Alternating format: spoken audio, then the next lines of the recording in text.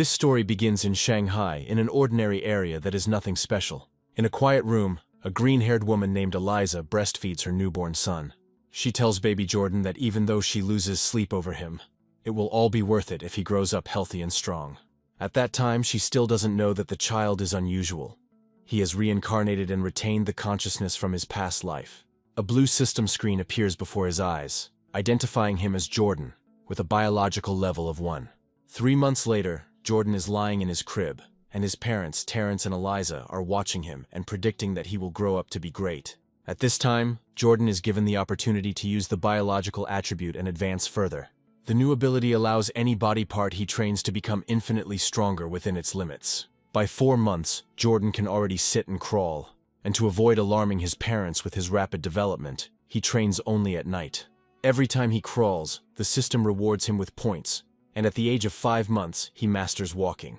By 6 months, he can already sit and crawl in front of his parents without arousing their suspicions. One day, while watching the news on TV, a report about aberrant animals is shown. It is then that Jordan first realizes that the Earth has mutated, giving birth to terrifying creatures, aberrant beasts. In order to survive, humanity chose 2 paths, one of which was mechanical ascension, in which people modify their bodies. Realizing the danger, the reincarnated Jordan decides to use his system to grow and develop his abilities covertly. Suddenly the doorbell rings and distracts our young talent from making such grandiose plans. Eliza opens the door to a woman in a blue dress named Arabella, who is their new neighbor. Arabella introduces her husband Brad and their little daughter Igris, who is comfortably nestled in his arms. Jordan looks at Igris and mentally acknowledges her as his first friend in the new world. But he doesn't know how deeply their destinies will intersect. Time passes, and Jordan devotes himself to training, because by 7 months he can already run, jump, and talk a little. The system generously rewards him for each such action, so he decides to get the most out of it. The system also rewards him even for things like talking to himself, increasing his eloquence and spirit points. By 8 months he adds squats and push-ups in the crib to his exercises. However, one day the mother goes out onto the balcony and freezes when she sees her 8-month-old son doing squats. She rubs her eyes in shock, trying to understand whether her son really decided to do abdominal exercises. But being a web novelist, Eliza decides it's a hallucination from fatigue and overwork, while Jordan pretended to be asleep. A few days later, when Eliza is bathing her son, she notices the outline of his abdominal muscles, which do not usually appear in babies. Cooper is shocked and begins to rummage through theories about what could have caused this. He speculates that their son may be a rare child prodigy with a bright future as a gene synthesizer. Hearing their conversation, Jordan feels relieved, as his parents accepted his strength as a natural gift. Later, he watches a news report about a 2-year-old boy who can lift a 20-kilogram dumbbell with one hand. Eliza proudly declares that her Jordan is just as outstanding and will never lose to such so-called geniuses. Then Jordan wonders if he too will be able to lift 20 kilograms at least at the age of 2. When he turns 2, his secret training pays off, and he can easily lift a 20-kilogram box with one hand. However, the training is interrupted when his mother calls him, informing him that Igris has come to visit and play with him. Disappointed, he puts the box down and walks out, regretting that he didn't get to practice properly. However, as soon as he opens the door, an expression of genuine surprise immediately appears on his face. At the door, he sees Igris, who hands him a pie and invites him to eat this egg cake. Jordan notes that their different mental ages make their games quite unusual.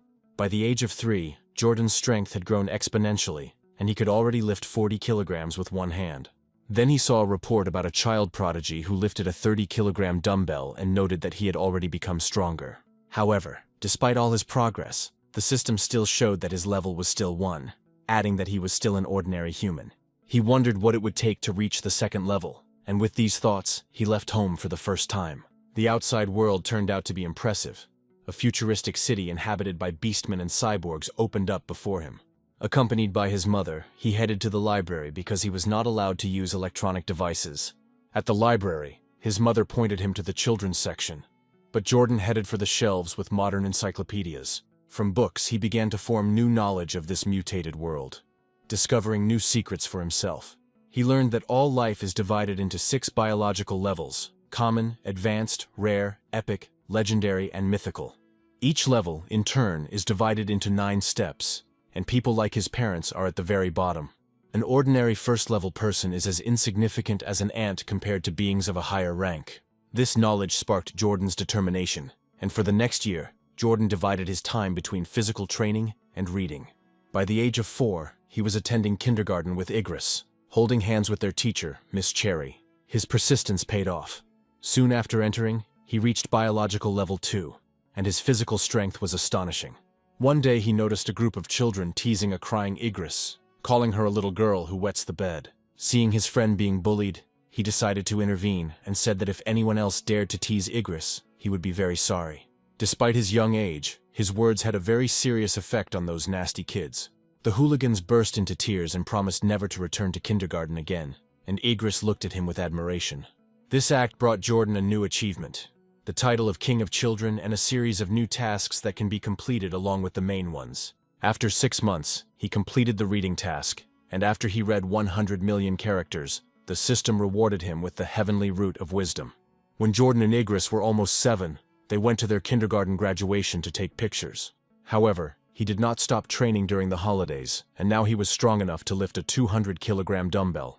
During his summer vacation, his abilities reached new heights, and he could jump more than 2 meters high. He also improved his speed, and now, at such a young age, he can run 100 meters in less than 8 seconds. His mind had become sharper due to perfect perception, and he had already completed most of the primary school curriculum. Then a new chapter of his life began. Studying at the Shining Elementary School, where only victories awaited him anyway. Since he had studied the advanced subjects in advance, he passed the Olympiads without difficulty, and he took first place without much effort. In his free time, he helped Igris with her studies, and although she did not have outstanding talent, her diligence bore fruit. Thanks to his help, she rose to second place in the class, while Jordan still remained first. To progress faster, he also took part in sports competitions, setting new records. Everything went according to plan, until one day a new student came to school. The teacher introduced a girl with long silver blue hair and a cold gaze named Emma.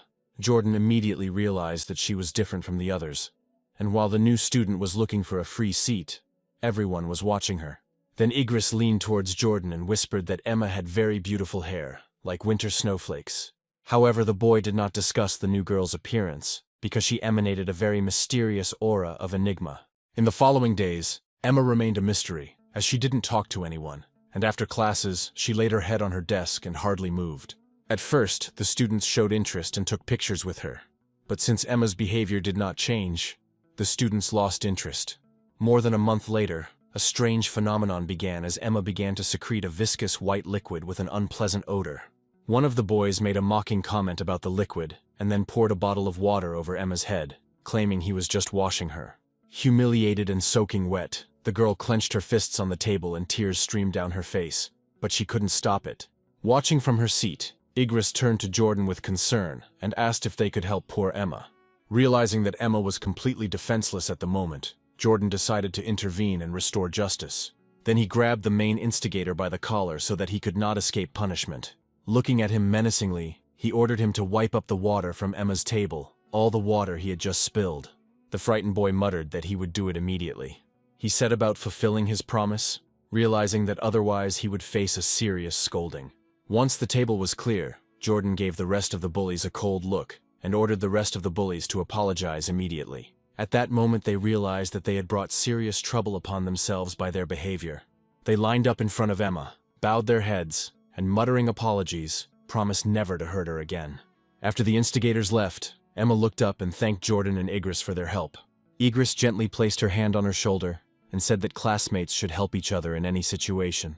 From that day on, Igris decided to befriend the quiet white-haired girl, and always took Jordan with her. One day, when Igris offered her a treat again, Emma suddenly hesitated and stood still for a moment.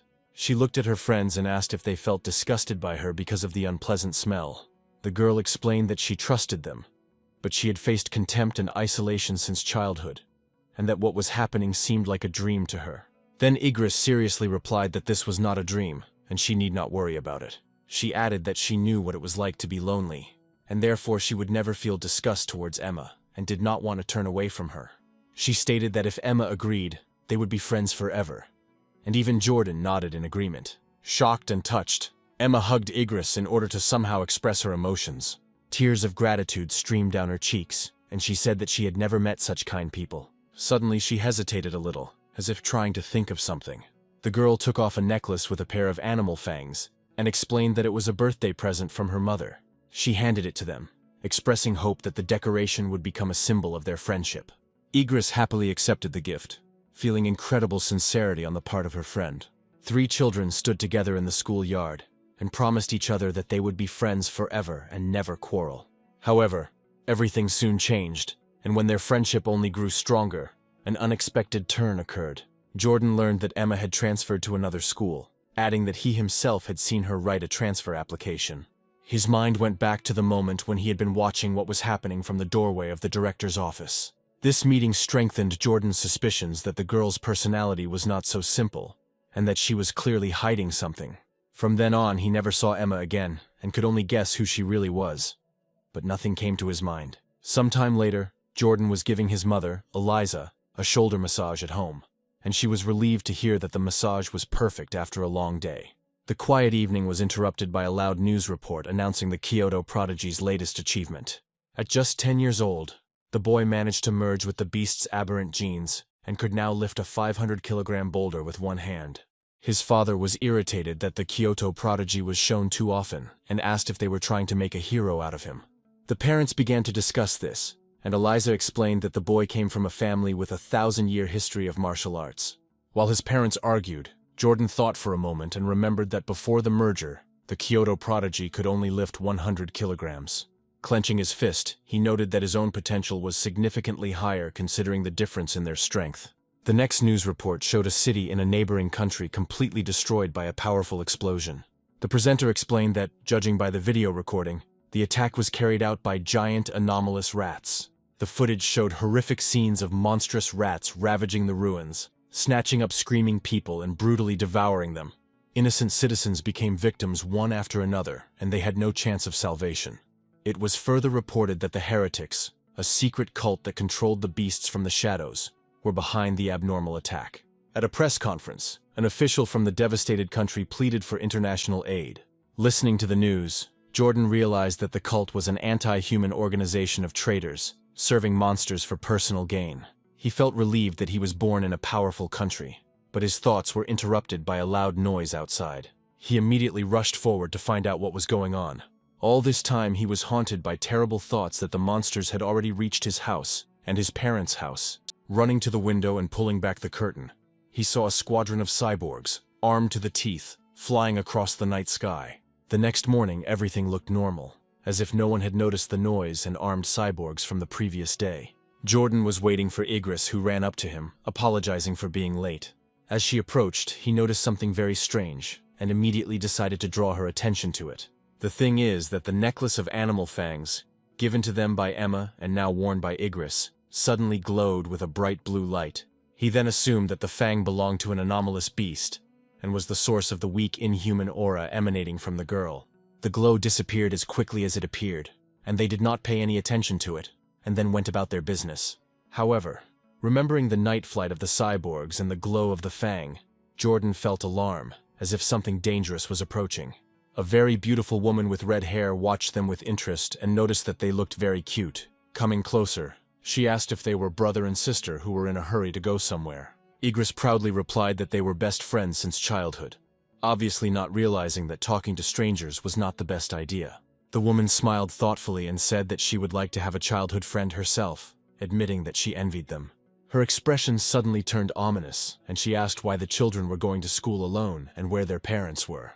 As Igris began to respond, Jordan quickly grabbed her hand and interrupted her, saying that they were late. He pulled his friend along with him, leaving the mysterious woman behind because he knew it wouldn't lead to anything good.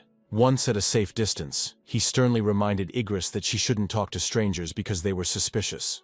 After school, Jordan led them down a deserted alley, and Igris nervously noted that it was creepy. He calmly explained that the area was going to be demolished, and all the residents had moved out long ago, which is why it was so quiet there. Their conversation was interrupted by the same woman, who said that she was glad to see that they had finally finished their lessons. Jordan was very surprised to meet them here, because he had deliberately decided to go back along a different road to avoid running into them. This time she was with a large, muscular man who was clearly a criminal who steals children. However, the man impatiently shouted that they just needed to knock out the children to finish the job as quickly as possible. He rushed forward with a rag in his hand, shouting that he couldn't wait to sell these kids for good money. As he approached, Jordan gathered all his strength and delivered a powerful punch straight into his opponent's body. The blow was so powerful that the huge man was thrown back down the alley and screamed in pain. The criminal woman watched this in incredible shock, not believing that an elementary school student was capable of sending an adult flying. Lying on the ground, the bandit coughed up blood, feeling that his insides had been brutally battered. Jordan then chose another target, preparing to punish her for allowing herself to engage in such criminal activities. Before she could react, he hit her hard, knocking her unconscious as the force of his blow was already on par with a tank. Standing over the fallen kidnappers, he clutched a brick and decided that there were no cameras in the empty alley. He should finish them off. However, the moment he raised his hand for the finishing blow, the earth shook, disrupting his cold-blooded plans to eliminate witnesses. A second later, a massive clawed paw pierced the wall of the nearest building. A giant, anomalous rat emerged from the dust and debris, somehow remaining undetected all this time.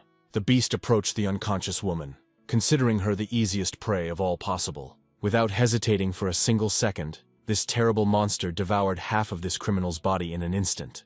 Then the rat lifted her head, grabbing another victim in its clawed paws, and Igris screamed in horror. Realizing the mortal danger, Jordan grabbed the frightened Igris in his arms and said that they needed to escape immediately. He turned and ran, carrying her in his arms with unprecedented speed, hoping that the rat was not so fast.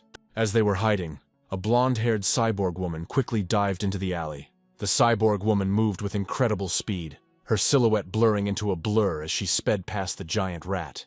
As she approached her target, she froze in midair, quickly planning her next combat maneuver. Her cold gaze didn't change for a second, and she decided to use the charging skill.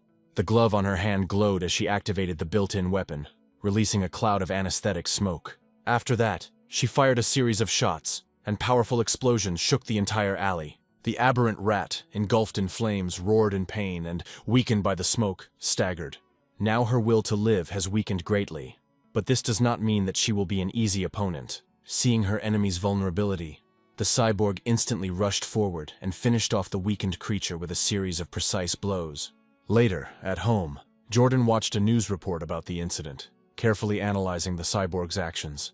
He wondered about the danger of giant anomalous rats, knowing that they were hardy creatures capable of growing to over 10 meters. This incident reminded him of how cruel and unpredictable the world is, and he decided to step up his training to protect those he cares about. Despite the threat of new rats, life went on, and soon he and Igris were celebrating their 9th birthday. After they made their wishes, the children exchanged gifts, each of which they made themselves. Thanks to his heavenly wisdom root, Jordan mastered wood carving overnight and crafted an exquisite wooden hairpin. Time passed quickly, and soon Jordan and Igris graduated from elementary school and entered middle school, expecting new adventures. During the summer holidays, he followed a training regimen, and his daily program included 1,000 push-ups with a massive boulder. His hard work paid off, and before the start of the school year, the system notified him that his biological level had increased to 3. As his strength grew, he began to wonder what heights the Kyoto prodigy had reached. It was shown on television that a 14-year-old genius had completed the fusion with ant genes and could now lift 2 tons with one hand. Jordan calculated that the boy's true lifting capacity without genetic enhancement was about 500 kilograms. Because Jordan was considered the best student in the city, many prestigious schools tried to recruit him. He chose Shanghai Middle School, but made it a condition that Igris could also study in his class. In fact, he chose this particular school because of its excellent sports facilities. He planned to play badminton with Igris on the school court before classes started to have a good time. When they walked out onto the court, Igris excitedly said it was time to start the game and challenged Jordan to a duel. He would have easily caught the shuttlecock, but their match was unexpectedly and very rudely interrupted by unknown people. A group of high school students approached them, and the leader of these hooligans declared that the court was reserved for their group and would not tolerate guests. His friends grinned and offered to let Igris stay and play with them, but the girl objected. Seeing that the seniors were getting too close, Jordan stepped forward with a cold expression on his face and demanded that they back off. The leader grinned arrogantly and declared that he was now the master of the site and no one could force him to leave. Jordan realized that these people would have to be taught a lesson so that they would understand that they could not be offended. Having tossed the shuttlecock, he prepared to serve and calmly said that now only his rules were important. He jumped up and delivered a crushing blow that only miraculously did not turn the shuttlecock into a flaming projectile. He rushed through the air, cutting through the air with a deafening whistle that would frighten any mere mortal. His speed was so high that the leader barely had time to react, and his racket was shattered into pieces. The seniors were stunned, and one of them noted with horror that if the blow had been a little higher, their leader's head would have been torn off. Then they realized that this was no ordinary person in front of them, after which they bowed low in apology and said that they had learned the rules. From that day on, thanks to the rumors of the incident, no one dared to bully Jordan or Igris anymore.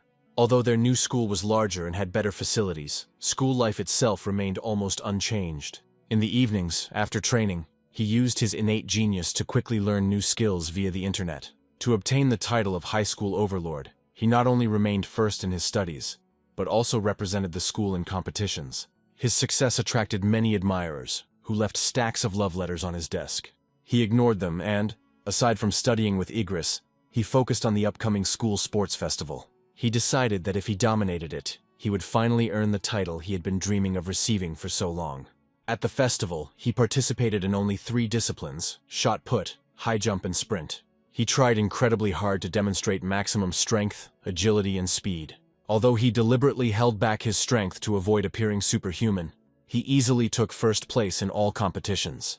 As he sat in the stands with Igris, admiring his gold medal, he suddenly felt a surge of energy. A notification appeared on the system screen that he had received the title of High School Overlord for his outstanding performance. He received a new biological attribute, Survival of the Fittest, and quickly studied the description of the new attribute. This ability allowed the predator to absorb the life essence of other creatures in order to evolve. Lost in thought, he stopped only when Igris called him and asked him to wait a little. Returning to reality, he asked her if he could borrow a necklace made of animal fangs.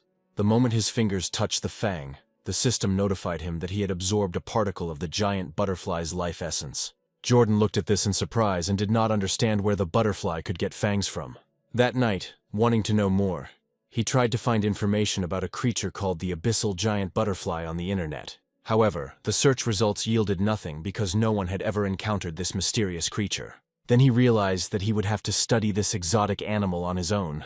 He remembered that Emma had also given them a pair of fangs, and after rummaging through his bag, he found a second tooth. Holding it in his hands, he activated the ability again and absorbed the power that was contained in this mysterious artifact. The system confirmed that he had absorbed the second particle of life essence, but the progress had only increased to 2%. The next day, Jordan began carrying Igris on his bike in order to further increase his endurance. One day, as they were leaving the school grounds, they were called out by a man who knew Jordan by name. He introduced himself as Coach Go from the school's martial arts team and praised Jordan's performance at the sports festival. With great enthusiasm, Go formally invited the young man to join their school team. He persistently urged Jordan to accept the offer, but at the same time said that he was giving him time to think about it and get to know the team. The coach spoke so quickly and enthusiastically that Jordan didn't have time to say anything in response. That evening, when the sun had set, Jordan returned to the room, deciding to test his new ability. He clapped his hands, crushing a mosquito that had just flown past him, unaware that it would not be able to fly away. He then opened his hands and examined the dead insects, but felt no influx of energy. He realized that killing small creatures did not strengthen him, and came to the conclusion that only the powerful ones contained sufficient experience. To test the hypothesis, Jordan decided to go to a supermarket that sold animal meat. Soon they arrived at a large multi-story supermarket, which was famous for its wide selection of all kinds of goods. Inside, they walked down the rows, and Jordan noticed that although there was a lot of animal meat, it was all packaged and sealed. Just as he was starting to get upset, he suddenly heard a butcher advertising fresh monster meat that had a unique taste. Jordan noticed a counter with a sign stating that the meat was completely safe to eat. Where the butcher was cutting large pieces of meat, Jordan told a confused Igris to wait, explaining that he was going to taste the meat. He didn't go into details, deciding to first confirm his suspicions and approach the counter. Then he reached out and placed his palm on a piece of freshly cut meat from a giant monster that had been killed only yesterday. At that very moment, a powerful wave of purple energy rushed into his body, and his hypothesis was immediately confirmed. Igris watched him with bewilderment, not understanding why he was so happy with a simple touch of meat. Coming closer with an expression of confusion and concern, she asked him what the meat felt like and why he liked it so much. Trying to keep his cool, Jordan replied that the meat simply seemed fresher than usual. Having confirmed his theory, Jordan decided to buy some animal meat to conduct an experiment at home, which greatly surprised Igris. He wasn't surprised by her reaction, since such meat is incredibly expensive, and even the cheapest option cost almost 1,000 yen per kilogram.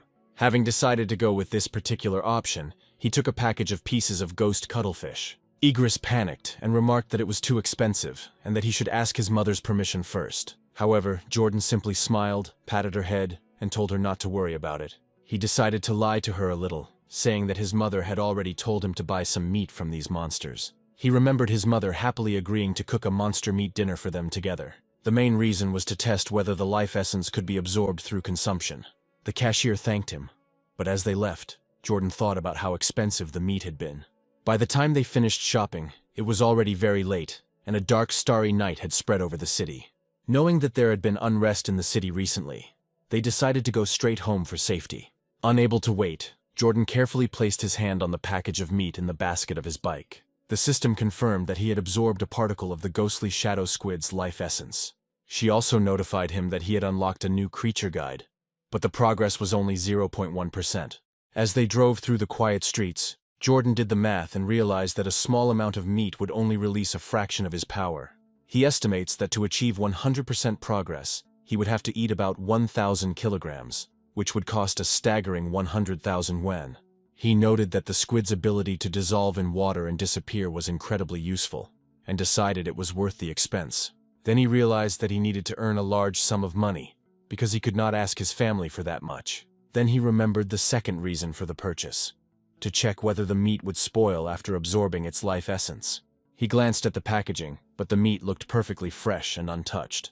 He smiled with satisfaction, and noted that the product did not spoil after its life essence was absorbed. However, his concentration was interrupted by Igris's cry, warning him of danger. He slammed on the brakes, stopping just inches from a couple of people in the bike lane, and apologized.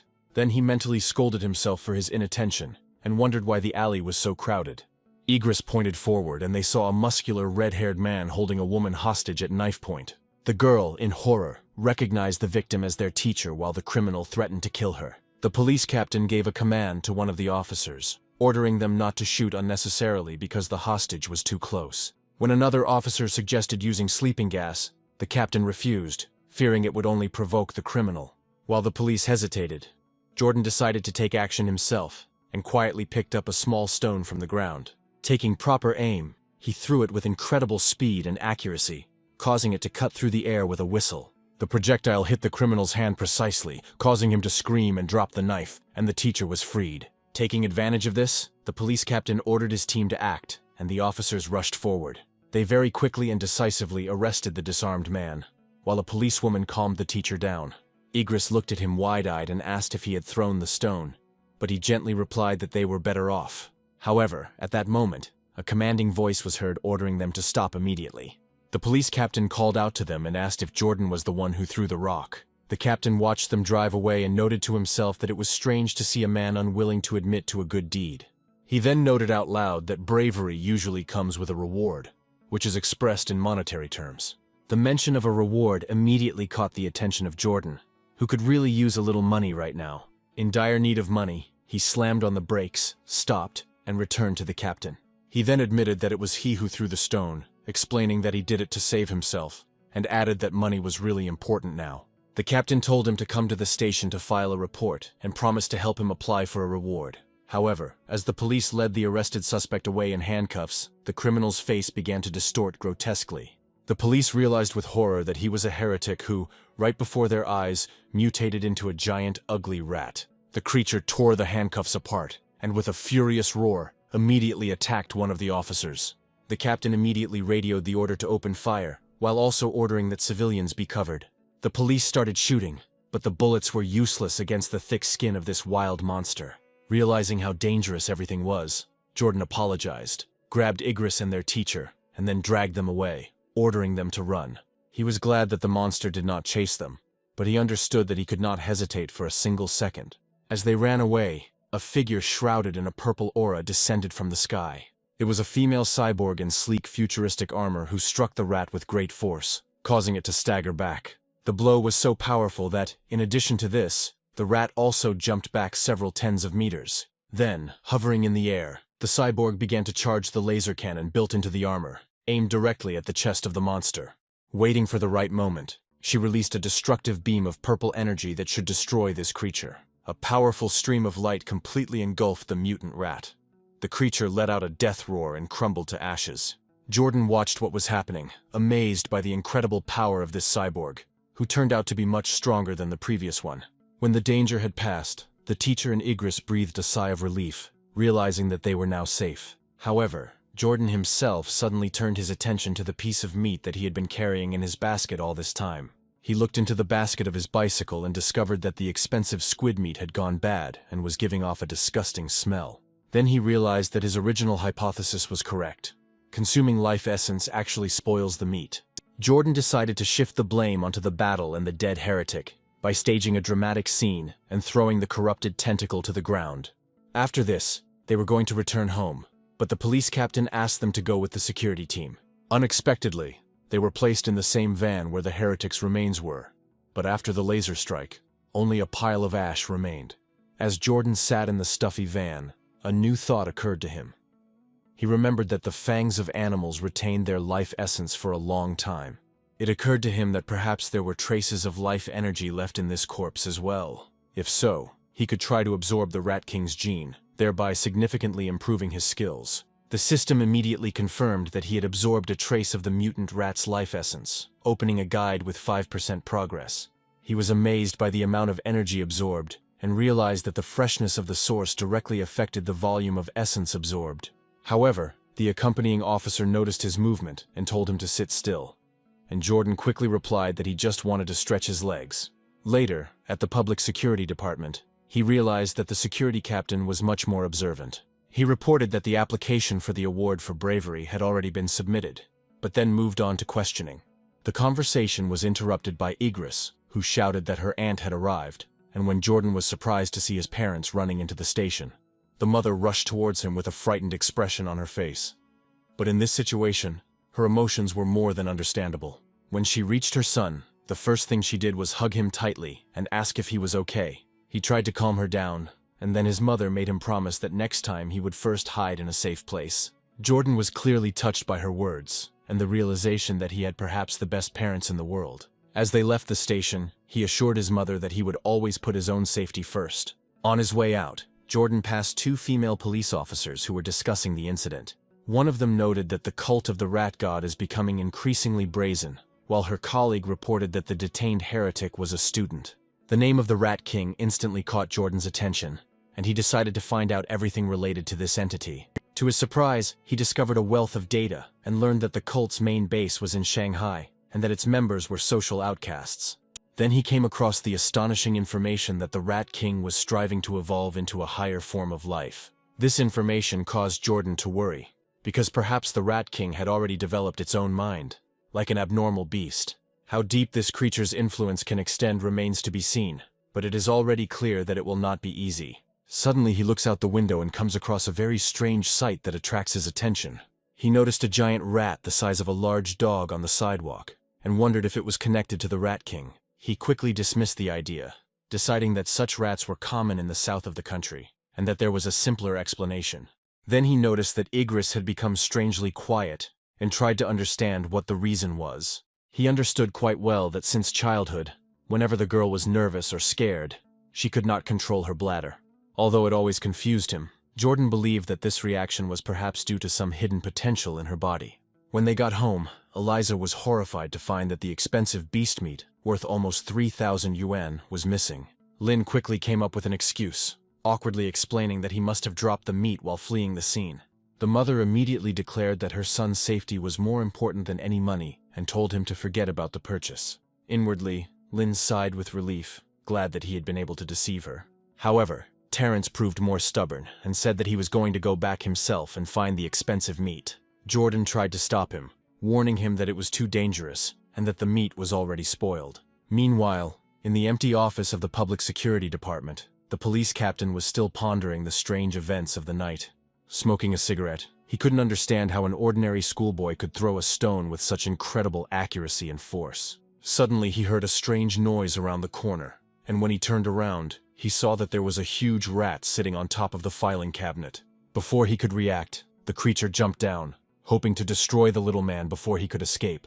The captain instantly pulled out his pistol and opened fire, firing several quick and accurate shots. The next day in class, Jordan sat at his desk, thinking about the events of the previous night. He came to the conclusion that he was still too weak. He then decided that he had to urgently find a way to earn money to buy more meat from beasts like the ghost shadow squid. He considered becoming an influencer or selling educational materials, but quickly dismissed both as too high-profile an idea. Then a thought struck him that instantly put an end to the question of choosing a money-making hobby. In this world, martial arts and gene synthesis are valued more than academic achievement, and therefore action is needed. Later, he headed to the gymnasium in Building C, where the school's martial arts team was training. There he found Coach Go, calmly drinking from a thermos, and greeted him. The surprised coach asked if he had come to join the team, or if he simply wanted to know more about it. His eyes, as before, simply glowed with enthusiasm, because he clearly dreamed of getting such a strong athlete into the national team. Instead of answering, Jordan carefully clarified whether participation gives the opportunity to compete in city tournaments and how big the prize money is. The coach smiled and confirmed that there were chances, and the amounts were quite significant, reaching tens of thousands. Hearing this, Jordan shook the coach's hand and announced that he was joining the team that very day. Coach Go was delighted and gathered his students to announce the new fighter who would now be training with them.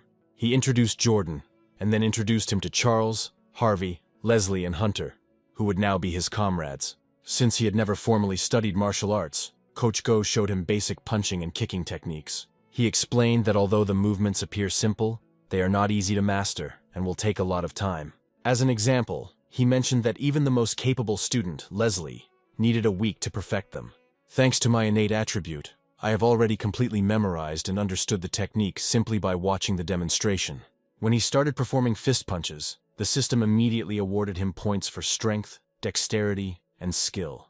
The coach and the entire team watched in stunned silence, and his jaw dropped and he almost dropped the thermos. He wondered how someone could perfectly learn complex fighting forms after only seeing them once. Watching the flawless performance, he came to the conclusion that he was looking at a one-in-a-million martial arts prodigy. That evening in Shanghai, Eliza called her son to dinner, saying that she had tried very hard to prepare his food.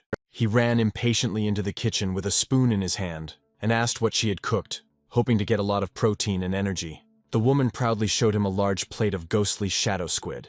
The aroma was so strong and appetizing that Jordan said it smelled delicious and incredibly tasty. His mother told him to eat while the food was hot, and he took a bite and remarked that her cooking was the best in the world. Pleased, she replied that she had bought 1.5 kilograms of squid especially for him and asked him to eat more. While Jordan was eating, a new system notification appeared, stating that he had absorbed the remaining life essence of the ghostly shadow squid. Then he realized to his disappointment that eating cooked meat worked just as effectively as raw meat. During dinner, their attention was drawn to a news report, where the presenter was talking about a 14-year-old genius girl.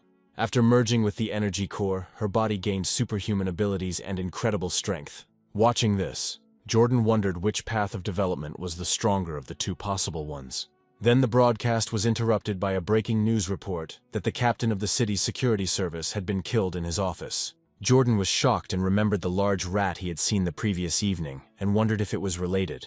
After the police captain's death, he dedicated himself to a grueling exercise regimen, and over time, his results improved. He ran 100 meters in 4.61 seconds, jumped 5.3 meters high, and could lift up to 200 kilograms with one hand. His strength became astounding, and in addition to his individual training, he continued to train with the school's martial arts team. The next morning, on his way from school to the gym, he was accompanied by the curious Igris, who was very interested in what he was doing. Then on the way they met a girl with pink hair, who warmly greeted Jordan and offered him milk. She was quite sincere and really wanted him to accept her gift of true feelings. He thanked her politely, declined, and walked past with Igris, leaving the girl slightly disappointed. Charles watched from a distance behind the scenes, outraged that Jordan had rejected a gift from a girl he admired.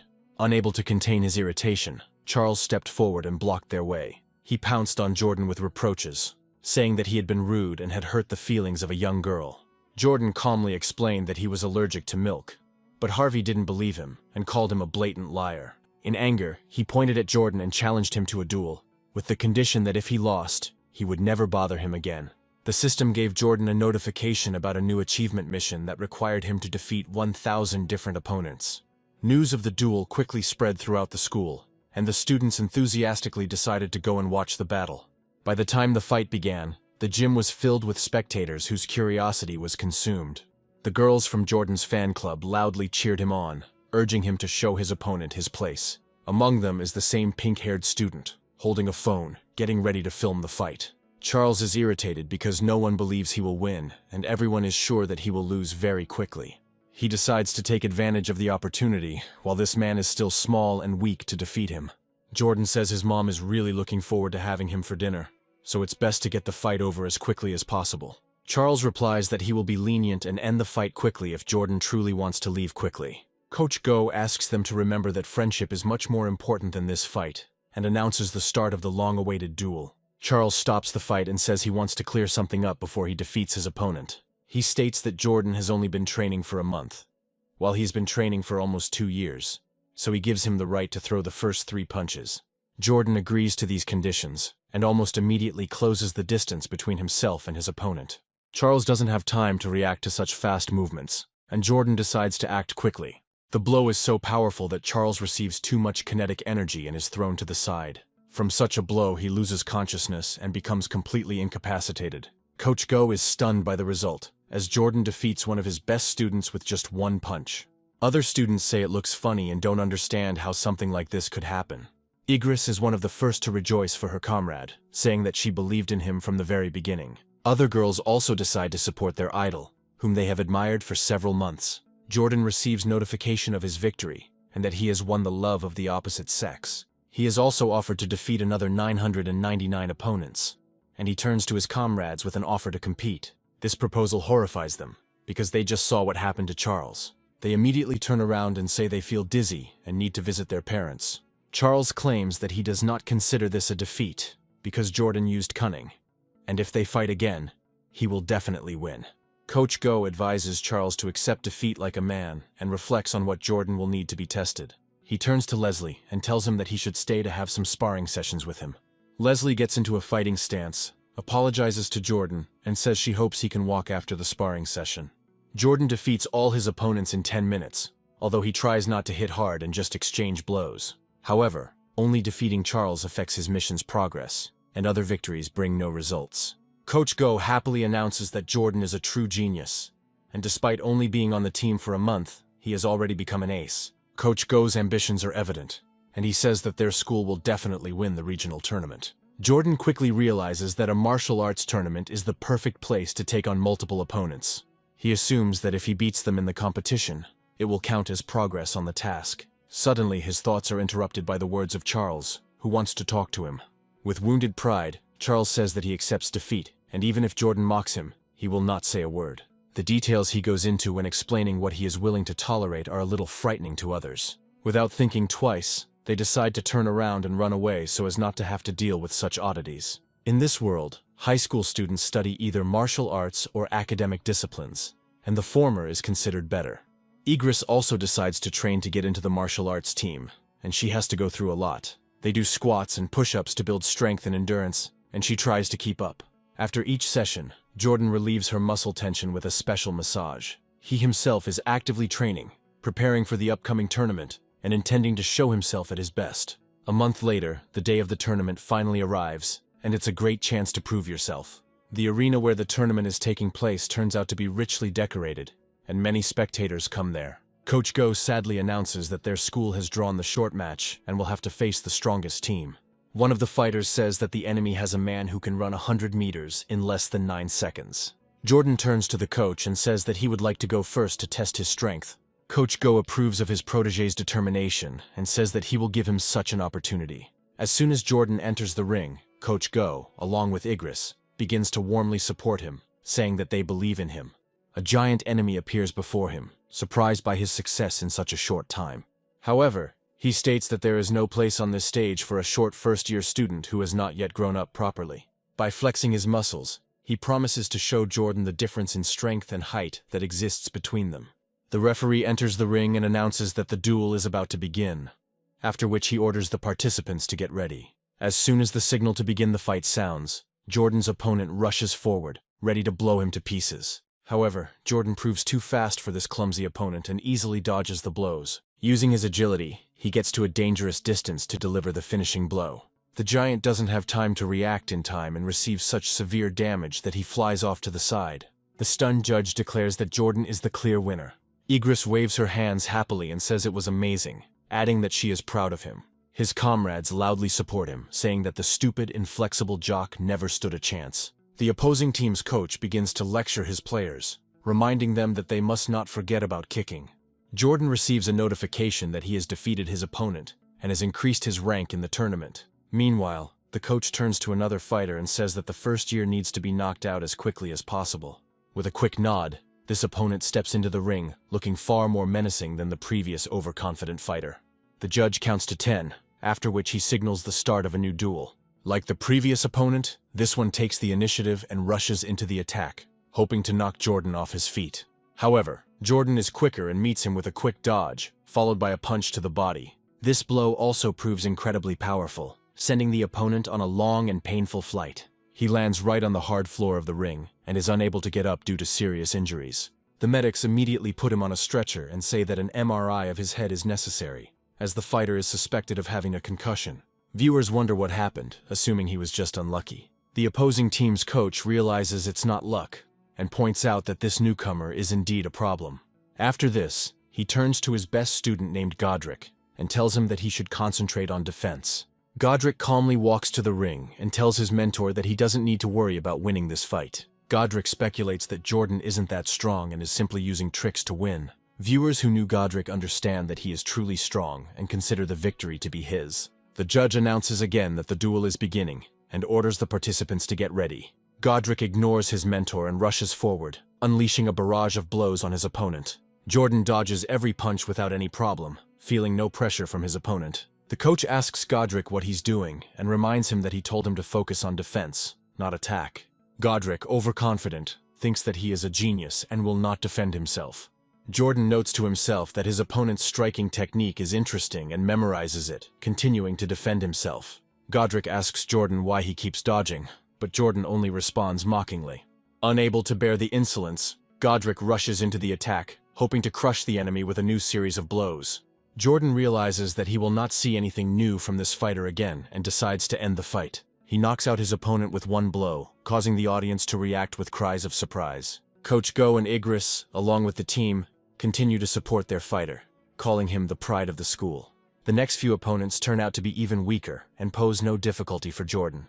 He quickly deals with all the fighters from the first school, delivering light blows that still force them to surrender.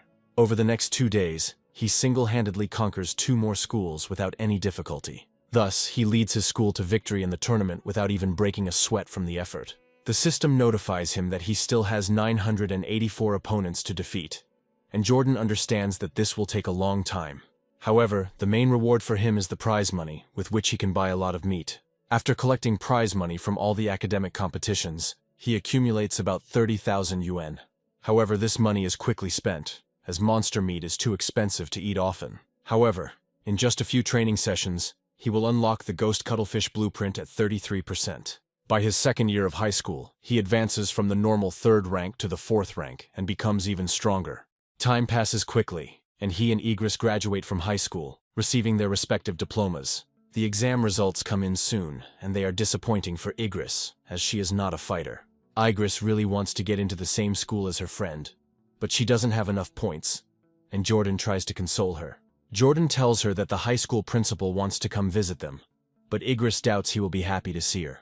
Jordan says there is no point in worrying, because his only condition is that Igris is also accepted into the school. The high school principal comes to their home and talks for several hours. To summarize the conversation, the principal expressed hope that Jordan would choose their school. She also says that if he chooses their school, he will be able to freely express his opinion on any issue. Jordan replies that he only has one request, and expresses hope that he can study in the same class as Igris. The headmistress approaches Igris, clearly showing interest in her, and smiles. After this, she states that with the start of the school year, they can come together without worrying about it. Jordan and Igris thank the management for promising to resolve the issue and are waiting for the day of admission. After this, Jordan heads to the next tournament and easily wins the champion title. There is no point in mentioning his sporting achievements, since no one in this world can compare to him in strength. With the prize money, he decides to fulfill his long-held wish. He only has 20% left to unlock the ghost squid blueprint, so he buys a lot of meat. He doesn't know what unpredictable events might happen, so he goes into the forest and starts absorbing. The ghost cuttlefish blueprint is unlocked at 100%, and Jordan feels a sense of enlightenment. The system informs him that he is receiving a biological attribute, the blessing of water kinship. Now he can move freely and disappear without a trace into the water whenever he wants. Jordan immediately goes to test the ability at a nearby pond, and discovers that his skin does not wrinkle even after being in the water for a long time. Even though the bonuses are insignificant, he considers it fair, since the cuttlefish is not the strongest monster. He thinks that he can wait until he becomes strong enough to hunt and absorb monsters like that rat on his own. With less than a week left before school starts, Igris's mother and family decide to go on a trip together. Igris, having entered the seawater, says that the water is very cold, and it is not very pleasant to be in it. Jordan dives into the water and says that it always feels that way at first, then suggests that she go in gradually and get used to it. Igris, observing his results, asks him to teach her to swim too. Jordan pauses for a moment, realizing that Igris still can't swim, despite her advanced age. He patiently begins to teach her, as he believes that her talent and athletic training are average, and she is unlikely to ever master them. However, she quickly proves him wrong, as she feels very confident in the water. She stays afloat quite well and quickly learns to swim. In addition, she even opens her eyes underwater, although people usually cannot do this due to the salinity. She says she had no idea that looking underwater could be so easy. The joy on her face knows no bounds, and she says that being in the water is amazing. Jordan reflects that even with his own talent, mastering the swimming technique on the first try seems abnormal. This is indeed true, and after a while he realizes that there is a clear logical connection between this. He suggests that Igris may have experienced discomfort in her sleep since childhood, because she was born with a water kinship. He concludes that she has a special body that is suitable for improvement, like in one of the novels he read. They continue diving, and Igris's skills amaze him more and more as she develops them almost instantly. They hold their breath underwater for more than 10 minutes, which would impress even a trained person. Igris feels as if he doesn't need to hold his breath to stay underwater. Suddenly, Igris hears a strange sound that has an extremely negative effect on her. Unable to cope with the excitement, she quickly heads for the surface and swims there at incredible speed. Jordan follows her, not lagging behind for a second, and emerges with her. He asks why she suddenly became afraid, not understanding what exactly she might have heard or seen. Igris replies that she heard a very strange sound, which scared her terribly, and so she decided to swim away. Jordan asks what it was, and Igris says it was some kind of foreign speech echoing in her ears. Jordan takes her to a hotel to calm down, then searches the internet for information, but finds nothing. However, he can't sleep either, so he decides to go training to develop his skills. He can now match the strength of an adult mutated giant rat, and if he continues this way, he will become even stronger. After resting, he returns to his normal training to improve his results and run the 100 meters even faster. His high jumps are breaking new records. He is now capable of climbing to heights of up to 7 meters. It can also lift a car weighing around 600 kilograms with one hand, although this is a small improvement over the past. Having made progress, he begins his high school education, which should bring many adventures. Jordan immediately attracts the attention of all the girls in school because they think he is very cool. However, suddenly the system notifies him that he must complete 1,000 tasks in co-op mode. He finds the reward interesting, although the system does not reveal what specific skills he will be able to possess. School is just starting, and he decides to take the opportunity to pop into the supermarket. Since the ghost cuttlefish blueprint has already been obtained, it selects a new target to absorb. While walking through the shopping rows, he suddenly notices the meat of a wild giant eagle. Without thinking twice, he realizes that he has found the perfect target to absorb in order to gain her abilities. The wild giant eagle is a mutated beast that ranks one step higher than the ghost cuttlefish. He has exceptional vision, 30 times greater than a human's, making him extremely strong. This also enhances his hunting abilities, as he can catch even mutated rabbits moving at incredible speeds. This vision greatly increases combat effectiveness, and with all this in mind, the blueprint is truly worth unlocking. Enjoying the taste of meat, he absorbs the eagle's essence and opens the blueprint by 1%. Doing a quick mental calculation, he realizes that he will need about 200,000 yuan to fully unlock all the skills. It looks like he'll have to work harder in high school to win prize money in competitions. He hopes to be able to unlock the blueprint before the end of the school year, after which he heads to school. On the first day of the new term, the class teacher and several teachers decide to introduce themselves to the students. It is the students' turn to introduce themselves, and each one tells who he is and where he came from. When it's Igris's turn, she becomes nervous, not knowing what to say about herself. Gathering her strength, she says that she loves to draw, and expresses hope that she will make friends with everyone. Jordan introduces himself straightforwardly and adds that he hopes to get along with the others.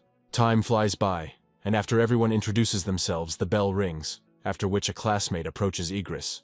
A cute girl asks her what score she got on her high school entrance exam. Igris turns to a girl named Cherie and replies that she scored 79 points, after which he asks her about her result. Cherie congratulates her on this result and says that she herself scored 11 points less, only 68.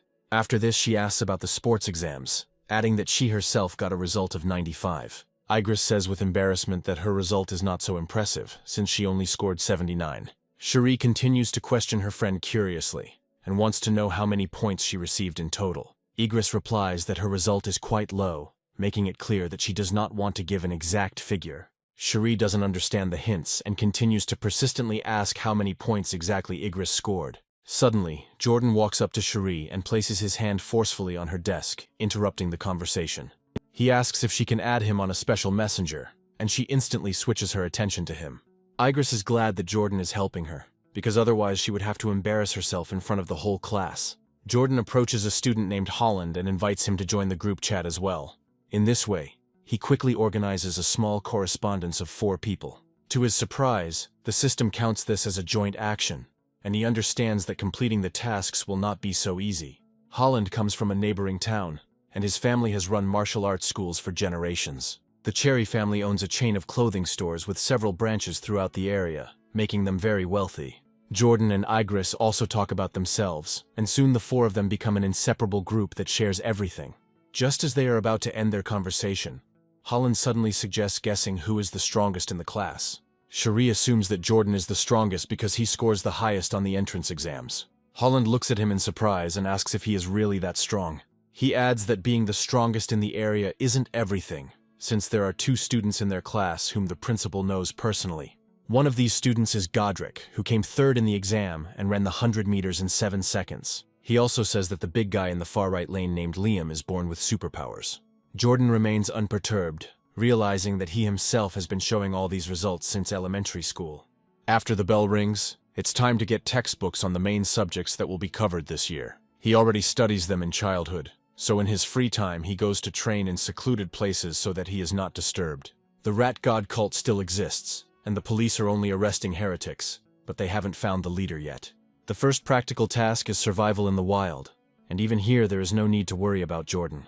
Holland feels a little nervous, saying such skills are rarely needed in everyday life. However, Godric and Liam immediately begin to make fire using friction, hoping to get ahead of the others. The teacher watches them in amazement and says that they are very skilled, since they were able to make fire so quickly. Godric and Liam explain that in high school they take extra courses so they get the knowledge they need ahead of time.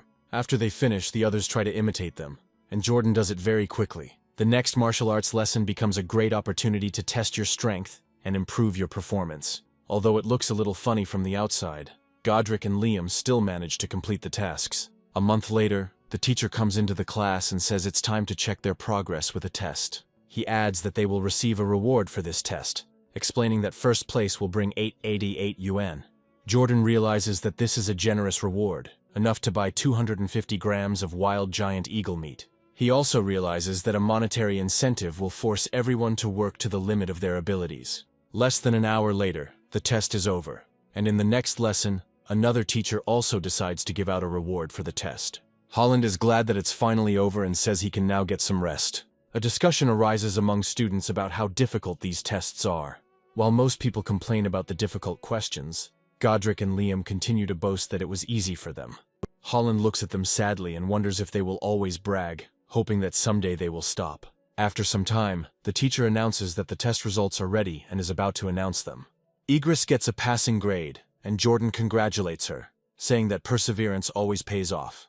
Holland gets an 88, which is a respectable result for any student. He feels incredibly happy, and says that if he takes 3rd place, he will treat all the students. He then reports that Godric and Liam both received 95 points, adding that they only failed one task.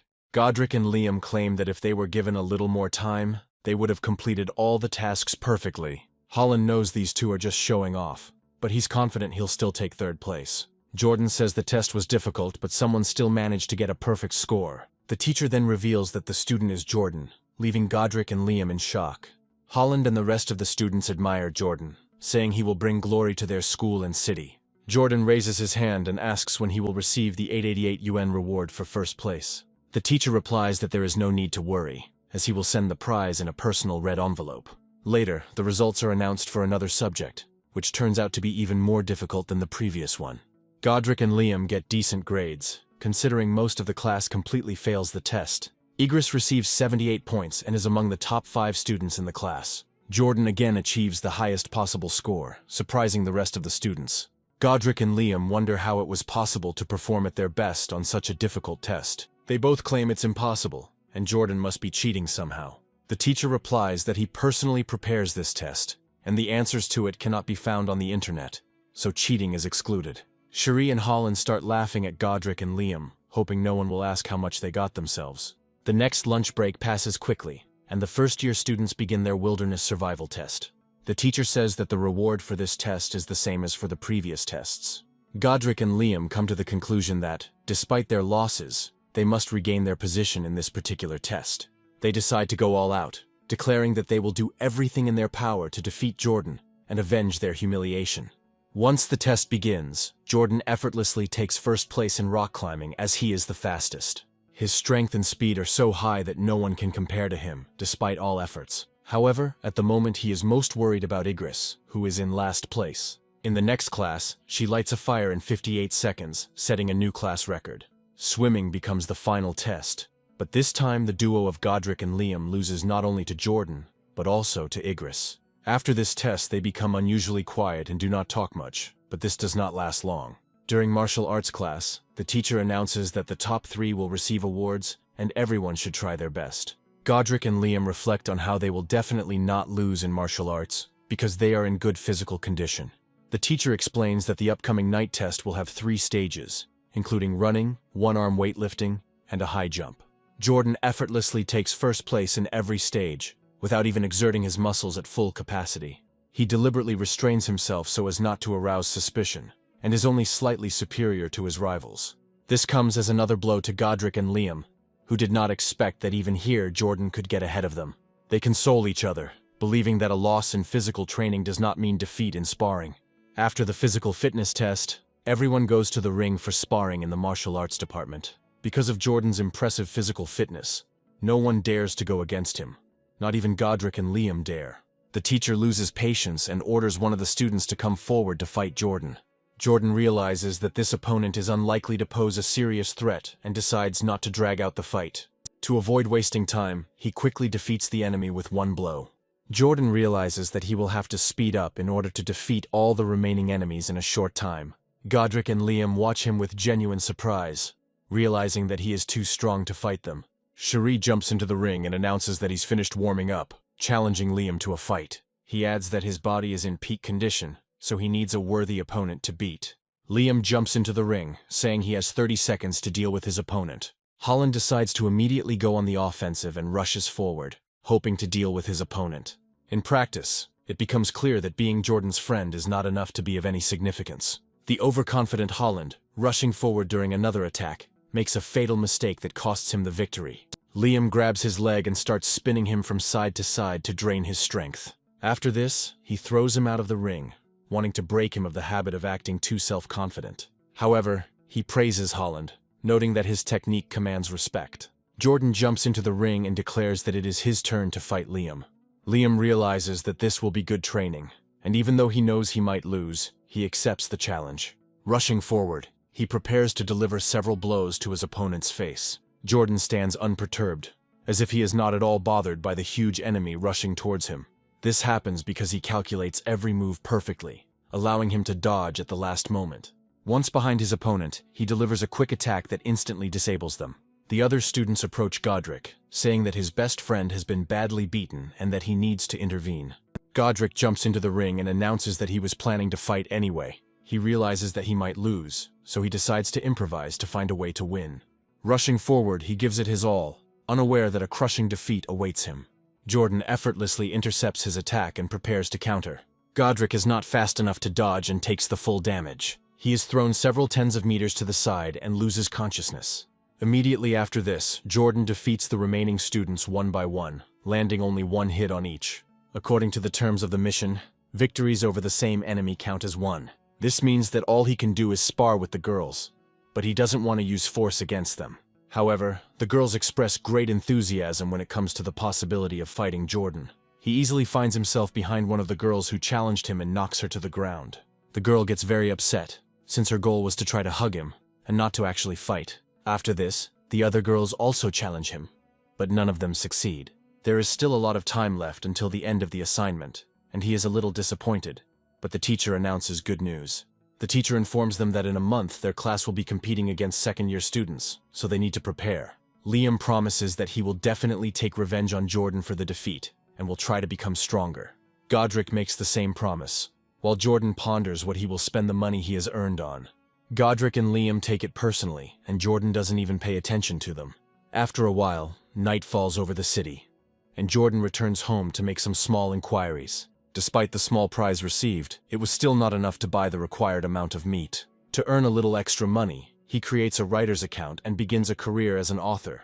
He wakes up to an unexpected contract offer as his novel gains unprecedented popularity. After signing the contract through his personal account, he learns the news that a giant mutant rat has attacked a refrigerator containing mutant meat. This rat is over 5 meters long and bites the cyborg in half during the battle. The cyborg immediately activates a hidden backup power source to self-destruct and destroy the mutant. Even though the rat is blown up, it raises an important question that Jordan doesn't have an answer to. He can't figure out how many giant rats are lurking in the city, and how they manage to remain undetected. Since this question remains unanswered, the action moves to the next day in the high school gym. The teacher announces that today everyone will be fighting against high school girls and boys.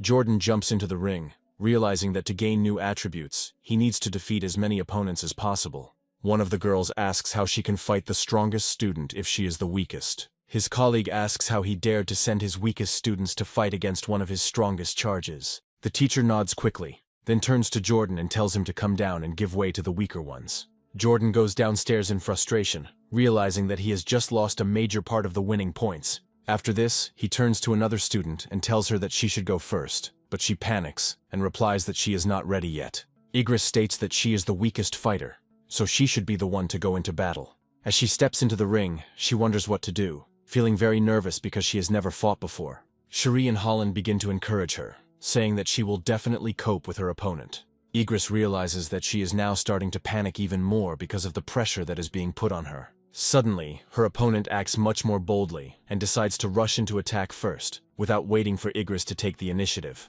She unleashes a barrage of blows on Igris, forcing Jordan's friend to go on the defensive. Igris reflects that even if he doesn't win, he will at least try to hold out as long as possible to tire out his opponent. After 3 minutes, the opponent begins to think that at this rate, she will soon run out of steam, and decides to end the fight. Concentrating all her strength, she delivers a powerful blow that knocks Igris off balance and sends her flying. The unfortunate girl falls hard onto the hard floor and gets seriously bruised. After this, she gets up and, feeling ashamed, goes to her comrade to get support. The teacher, however, praises her, saying that she focused correctly on defense, and that it was very smart. Jordan notes that this is a good result, since Igris lasted 3 minutes against a high school student. Another first-year student enters the next battle, determined to try and deliver the finishing blow at the opportune moment. It turns out that this plan is unsuccessful, since the opponent still has enough strength to dodge. A series of kicks fails because the white-haired girl is too agile. Having misjudged her coordination, the student makes a serious mistake and immediately receives a powerful blow to the head. This causes her to fall and her opponent to sit on her back, forcing her to submit. Standing up, the high school girl asks who suggested attacking without protection, and declares that it won't work that way. She adds that her rival does indeed have less talent, but she trained a year longer. After a while, Cherie enters the ring, determined to avenge her friends. She swears that she will achieve great results and defeat everyone who tried to offend Igris. After some time, she already achieved victory, having managed to defeat several opponents at once. Igris looks at her friend and says that she is incredibly strong and fights very well. Jordan continues to encourage her, saying that if she hadn't worn out the high schooler, Cherie would have had a harder time. 2 hours later, the martial arts teacher's colleague remarks that he looks like he's going to lose his dinner to him. The teacher replies that it is too early to talk about it, as he still has a few aces up his sleeve. After this, he turns to Holland and says that it is time to prove himself. Holland is ready to fight any opponent who decides to step into the ring against him. He turns to the high school student and tells him that his fists are yearning for a good fight, hoping to quench his fighting spirit. The opponent advises him to stop dramatizing and get down to business. Holland replies that he will not tolerate anyone ruining his moment of glory, and instantly knocks out his opponent with a swift punch. The high school student doesn't expect that his opponent, who is a year younger, will be so strong. Holland accuses him of arrogance and says that one cannot despise others while remaining a weakling. A few moments later, another student enters the ring, declaring that such an insolent fellow needs to be taught a lesson. He rushes forward and offers to test his strength, hoping to defeat him with one blow. Holland proves to be agile enough to dodge, despite his opponent's physical superiority. Using an acrobatic move, he knocks out his opponent, leaving him no chance. Thus, another opponent is defeated by the unstoppable Holland. Cherry and Igris support their comrade, saying that they always knew he would cope with his enemies. Supported by his girlfriends, he continues to defeat one opponent after another without much difficulty. Some of them put up serious resistance, but he still wins. His self-confidence is growing rapidly, and this can lead to him becoming overconfident. Eventually, he starts to run out of steam, but still claims to be able to take down 10 people in a row. His next opponent knocks him down because Holland is too exhausted to fight at full strength. However, this does not mean that Jordan's team no longer has strong allies capable of defeating the second-year players. One of these turns out to be Godric, whom the teacher calls into the ring to support his team. As expected, he defeats 10, relying on his impressive strength and incredible endurance. However, after some time, he too runs out of steam and suffers defeat in an unequal battle. Liam comes out next and knocks out 2 of his strongest opponents in less than 10 minutes. From the outside, it looks like a real mountain of muscles that is impossible to overcome. The teacher turns to his colleague and asks if he wants to give up, adding that he still has a chance. The teacher replies that he strongly doubts the possibility of losing this fight. With these words, he calls upon a student named Vladimir to step into the ring and show his power. Liam doesn't attach much importance to this opponent, believing that he is facing an ordinary huge fat man. His determination remains strong, and he is ready to take on an opponent even if he is larger in size. However, as soon as his blows begin to land on Vladimir's body, it becomes clear that they do no harm. Liam feels like he's kicking rubber, impervious to any damage. He decides to continue the barrage of blows, but despite all his efforts, he fails to achieve results. Liam is already starting to get nervous, realizing that his opponent's skin is too thick, and he cannot pierce it no matter how hard he tries. Vladimir asks his opponent if he is finished with his pathetic attempts, after which he declares that it is now his turn. Liam finds himself trapped in a steel vise with little opportunity to escape from such a grip. Vladimir doesn't see his opponent as a serious contender, and simply throws him out of the ring. A martial arts teacher asks his colleague where he got such a talented student, whom no one had seen before. The colleague replies that this student only comes to him this quarter, so he hasn't remembered him yet. Surprised by such circumstances, he realizes that his opponent did have a trump card after all.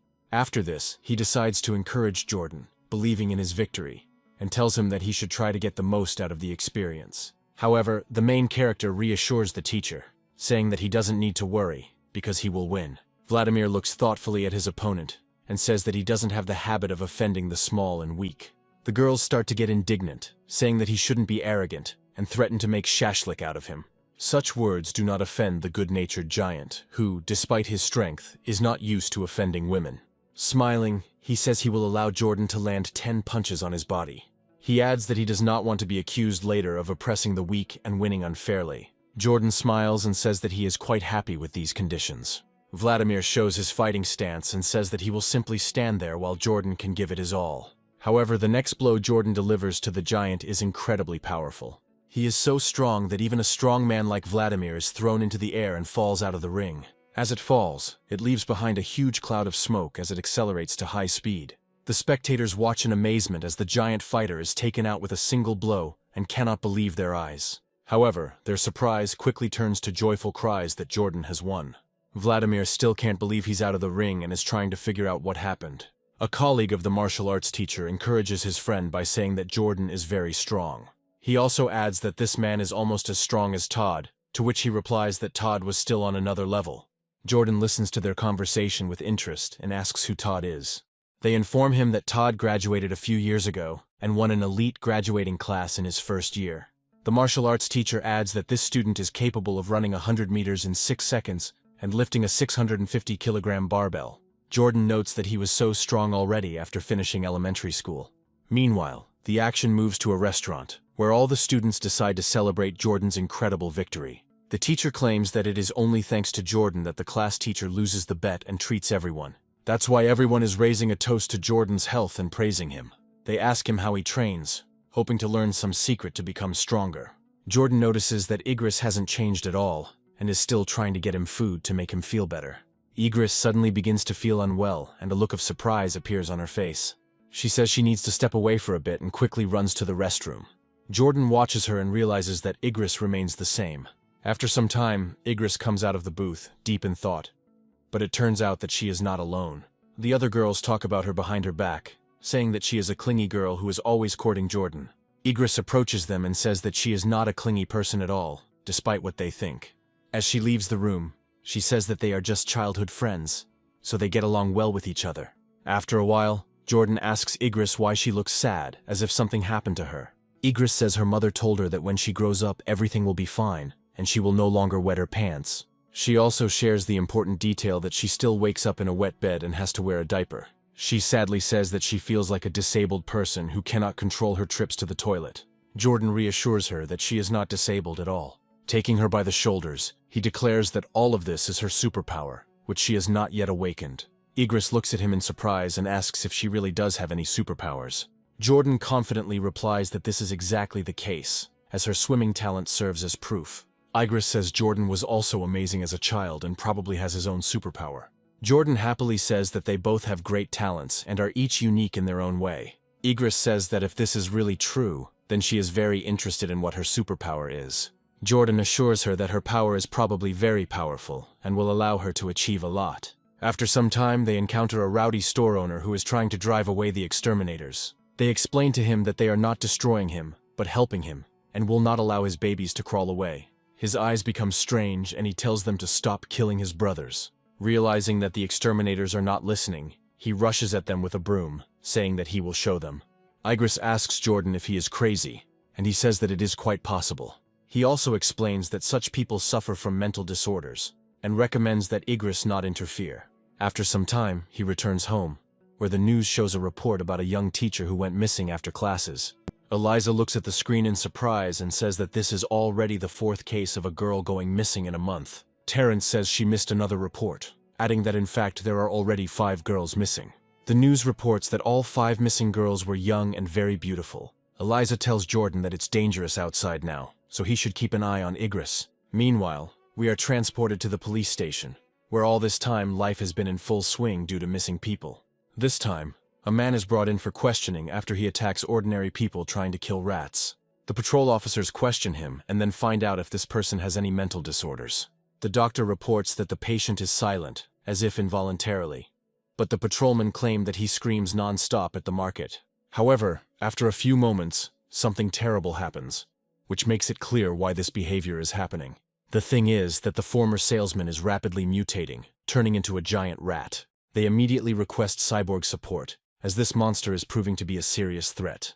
After some time, they try to deal with him using automatic weapons, but their killing power is not enough. One of the employees reports that the operational headquarters says that all the cyborgs are on missions, so reinforcements will arrive in 10 minutes. The boss orders her to get into the car quickly, as they are going to lure the monster into a trap.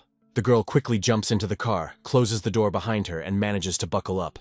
The driver shifts the car's gears and presses the gas pedal to lure the monster.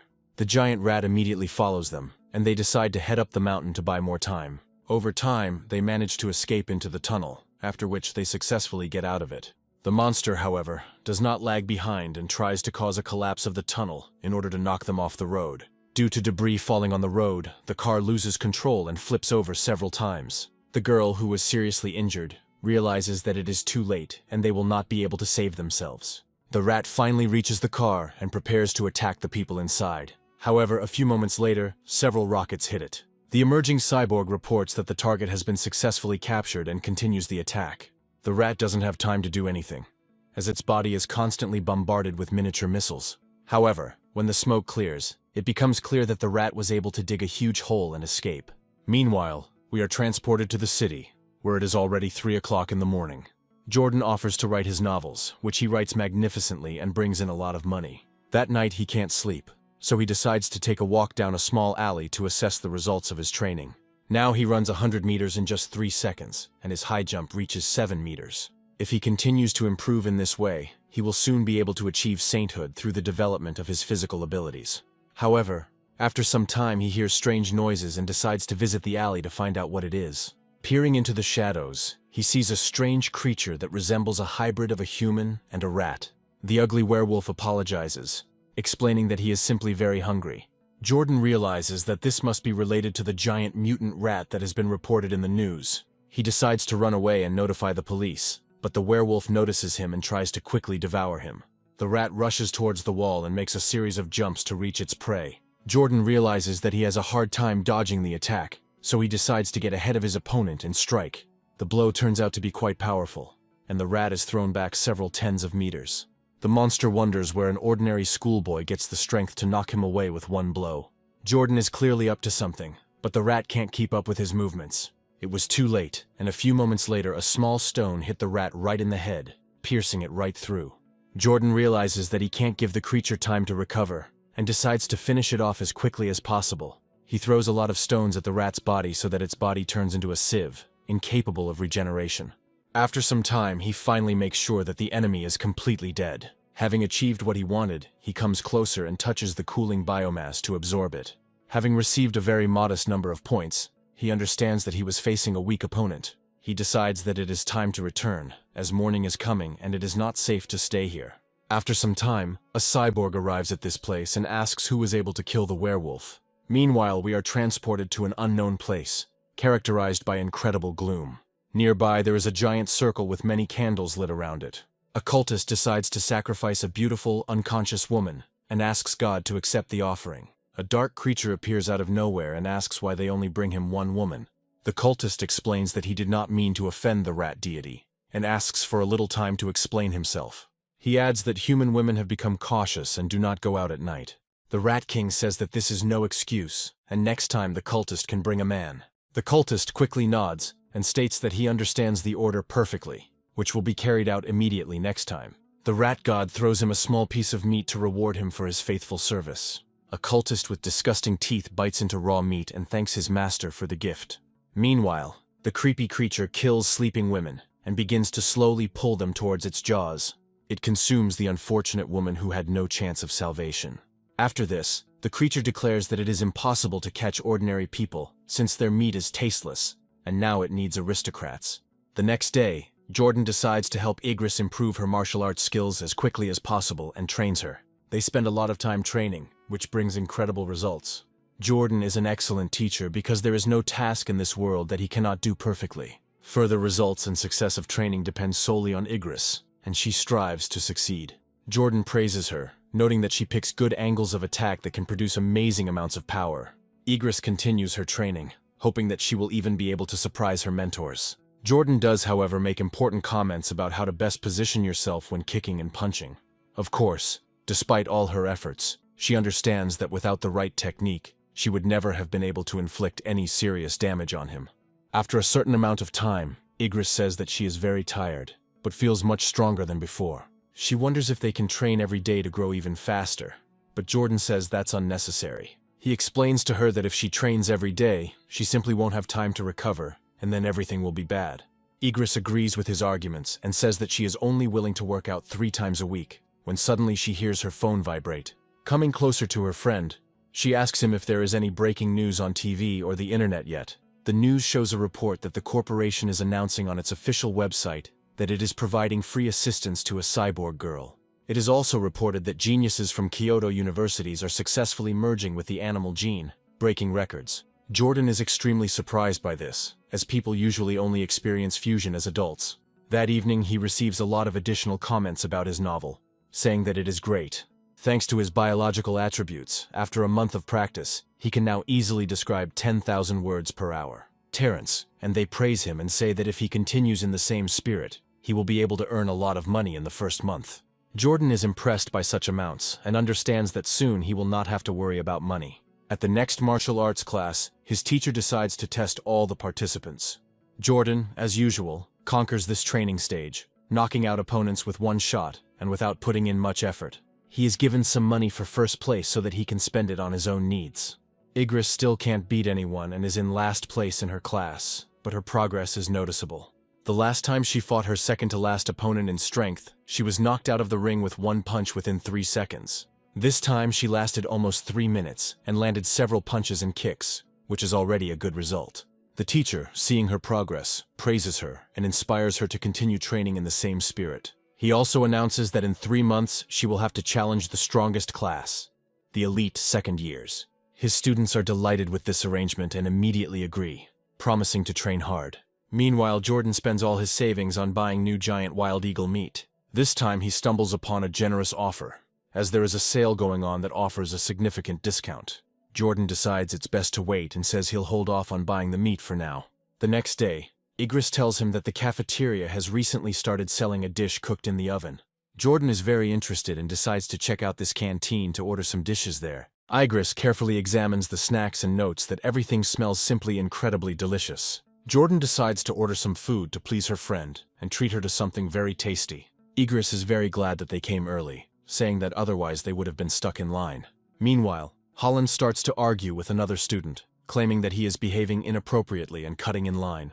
Igris offers to intervene, but Jordan informs him that Holland has already put him in his place. The irritated person actually leaves, calling him a bastard who is interfering with his life. After this, Holland decides to talk to his comrades, who in the past were his opponents in the ring. It doesn't take more than a few seconds before they cut into the line to block his way. Holland asks them what the hell they are doing and tries to move them using his arms. However, it quickly becomes clear that he is not succeeding, despite his efforts.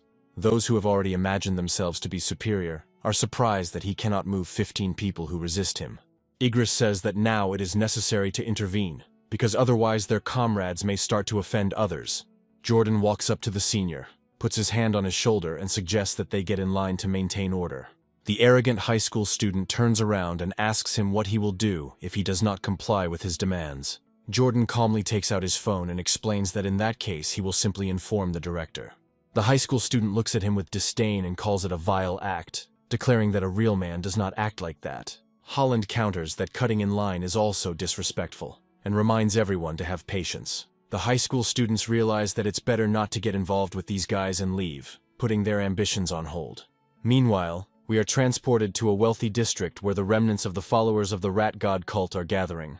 The leader reports that one of their comrades is missing, so they hand over that comrade's duties to a newcomer. The leader also states that the rat god told him that the taste of common people no longer suits him. He explains that now they need to kidnap high-ranking officials, and his henchmen note that this will be very difficult. To this, he replies that one should try to catch the children of rich, but not influential merchants, and thus the risk will be minimal. The person who approached the newcomer says that he can practice on ordinary young people. The ambitious newcomer is not worried, and declares that this way he will serve the rat god better. After some time, Holland tells his friend that the high school students he encountered belong to an elite class. Jordan, as if nothing had happened, points out that being a good student does not necessarily mean a person will have a good character. After some time, he comes across some very unpleasant news that he would prefer not to see, but nothing can be done. He reads that another child from a wealthy family has gone missing, realizing that this is already the 5th case of a child disappearing. He suggests that the motive is not money at all, as the kidnappers do not contact the families or make ransom demands. However, today they receive news of an attempt to challenge the 3rd class of the 2nd year. Many consider this class to be elite, and many of its bullies have long had their eyes on Holland. Holland responds in kind, trying to remain absolutely unwavering. Soon both classes finish their warm-up, and the real sparring begins to find out who is stronger. Igris enters the ring first to test her strength after numerous training sessions. This time the result remains the same, and she again flies out of the ring with a bang after almost a couple of minutes. She realizes that her opponent is too strong, as even her turtle-style defense cannot stop her. Many fighters have tried to defeat this girl, but none of them succeed. Despite desperate attempts, everyone faces the same result, which ends in complete failure. Not only Igris, but even Cherie and other stronger warriors seem completely useless in comparison to this high school girl. It's only when a stocky, short-haired student steps into the ring that the high schooler is finally defeated. However, another high school girl quickly takes control of the situation and deals with several more fighters. In less than 10 minutes, she defeats 9 people in a row, showing no difficulty even against men. Soon, only Jordan, Godric, Liam, and Holland remain from the first class, meaning the rest have been unable to advance further. The third grade of the second year loses only 5 students during this time, and the remaining 36 have not yet entered the ring. The martial arts teacher realizes that the gap in strength is too great, and the students simply have no chance of winning. He turns to Holland without asking if he can beat the 6 girls left. Holland happily jumps into the ring, saying it won't cause him any problems. He reflects that he is prepared to meet with a very large number of high school girls if the task requires it. After some time, he lives up to his comrades' expectations and returns from the ring, having defeated all the girls with little effort. He tries not to hit them too hard, so as not to injure them unnecessarily. After a while, one of the seniors comes into the ring and asks Holland if he is ready to meet him in a fight. Holland not only has no doubts, but also does not overestimate his strength, hoping for victory in this match. However, once it comes to combat, it becomes clear that Holland still has a lot to learn. Due to his slowness, he misses a serious blow, which costs him dearly in this fight. Holland jumps back, clutching his stomach and reflecting on how incredibly fast the punch was. A high school student starts to bully him and puts his foot on him, saying that if he doesn't give in, he will be completely destroyed. Holland immediately counterattacks, making the high schooler regret his overconfidence. The high school student responds with a counterpunch, which immediately takes him out of combat mode. Holland flies out of the ring and lands on the hard floor, narrowly escaping serious injury. He realizes that he just fought the weakest student in the class, who deliberately went out to get revenge on him. After this, the high school girl turns her attention to Jordan and challenges him to a duel. Jordan jumps forward with a completely calm face, thinking that he is glad for the opportunity to fight. He fears that the chance to step into the ring might not have presented itself, but now his turn has finally come. The other seniors begin to support their friend, saying that Jordan is behaving very badly. Inspired by the support of his comrades, the high school student rushes forward, swinging to knock his opponent down. After this, he makes a quick movement to deceive his opponent and delivers a kick. Jordan simply puts his hand out, and that's enough to block the shot. Immediately after this, he grabs his opponent's head and lowers him down to slam him into the ring. After the high school student is defeated, others wonder how Jordan was able to defeat him. The martial arts teacher comes to the conclusion that Jordan is definitely hiding his strength, otherwise he would not be able to do this. Godric and Liam also realize that this is not all their classmate is capable of, and they realize that he is hardly human at all. Jordan, meanwhile, glances at the other seniors, wondering who is going to challenge him next. Of course, they are scared because they used to think that victory would be easy. But now, everything is different. In just 30 minutes, he defeats all of his opponents without using even 1% of his strength. The system notifies him that he has completed the task progress for only 119 people. Jordan reflects that every time there is a sparring session between classes, his turn comes at the last minute. He realizes that he no longer has any reason to follow the high school rules and needs to make his own. Having reached the principal, he asks to organize a personal competition where he can challenge the entire school. The principal expresses surprise and asks why he wants to challenge the entire school. Jordan explains that there is nothing strange about this, and recommends visiting the gym to see what he is capable of. The headmistress shows interest in his ambitions and decides to test how strong he really is in practice. She tells him it's late and wonders why he decided to come now. Jordan takes off his shirt and explains that right now he is going to demonstrate his incredible strength. The headmistress is very surprised by his behavior and asks what he means. Jordan calmly lifts a 700-kilogram barbell with one hand, demonstrating his exceptionalism. The headmistress is amazed by these figures and notes that this is even more than what their legendary student once achieved. After that, she smiles and says that she will organize individual sparring sessions for him with everyone at school. Jordan asks her to offer rewards to the participants, because without them, people won't be motivated to try harder. He also says that people should be rewarded for participating so that they feel ashamed to lose. Smiling, the headmistress agrees with him and says that she will do exactly as he said. Jordan asks that his abilities be kept a secret, so that everyone doesn't lose the motivation to challenge him. The headmistress decides to keep this secret to ensure his peaceful victory in the competition. After she makes a plan and he accepts it, she says it turned out to be quite easy. The plan catches the eye of a martial arts teacher who can't believe what he sees.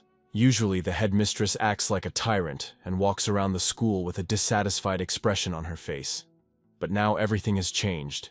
The next day, a competition is held in the gym, which is attended by a considerable number of people.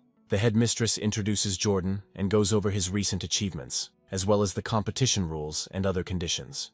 As expected, the room reacts with outrage, with many students feeling that Jordan is being overly conceited. Jordan announces that starting tomorrow, during the 2-hour team break, he will be in the gym.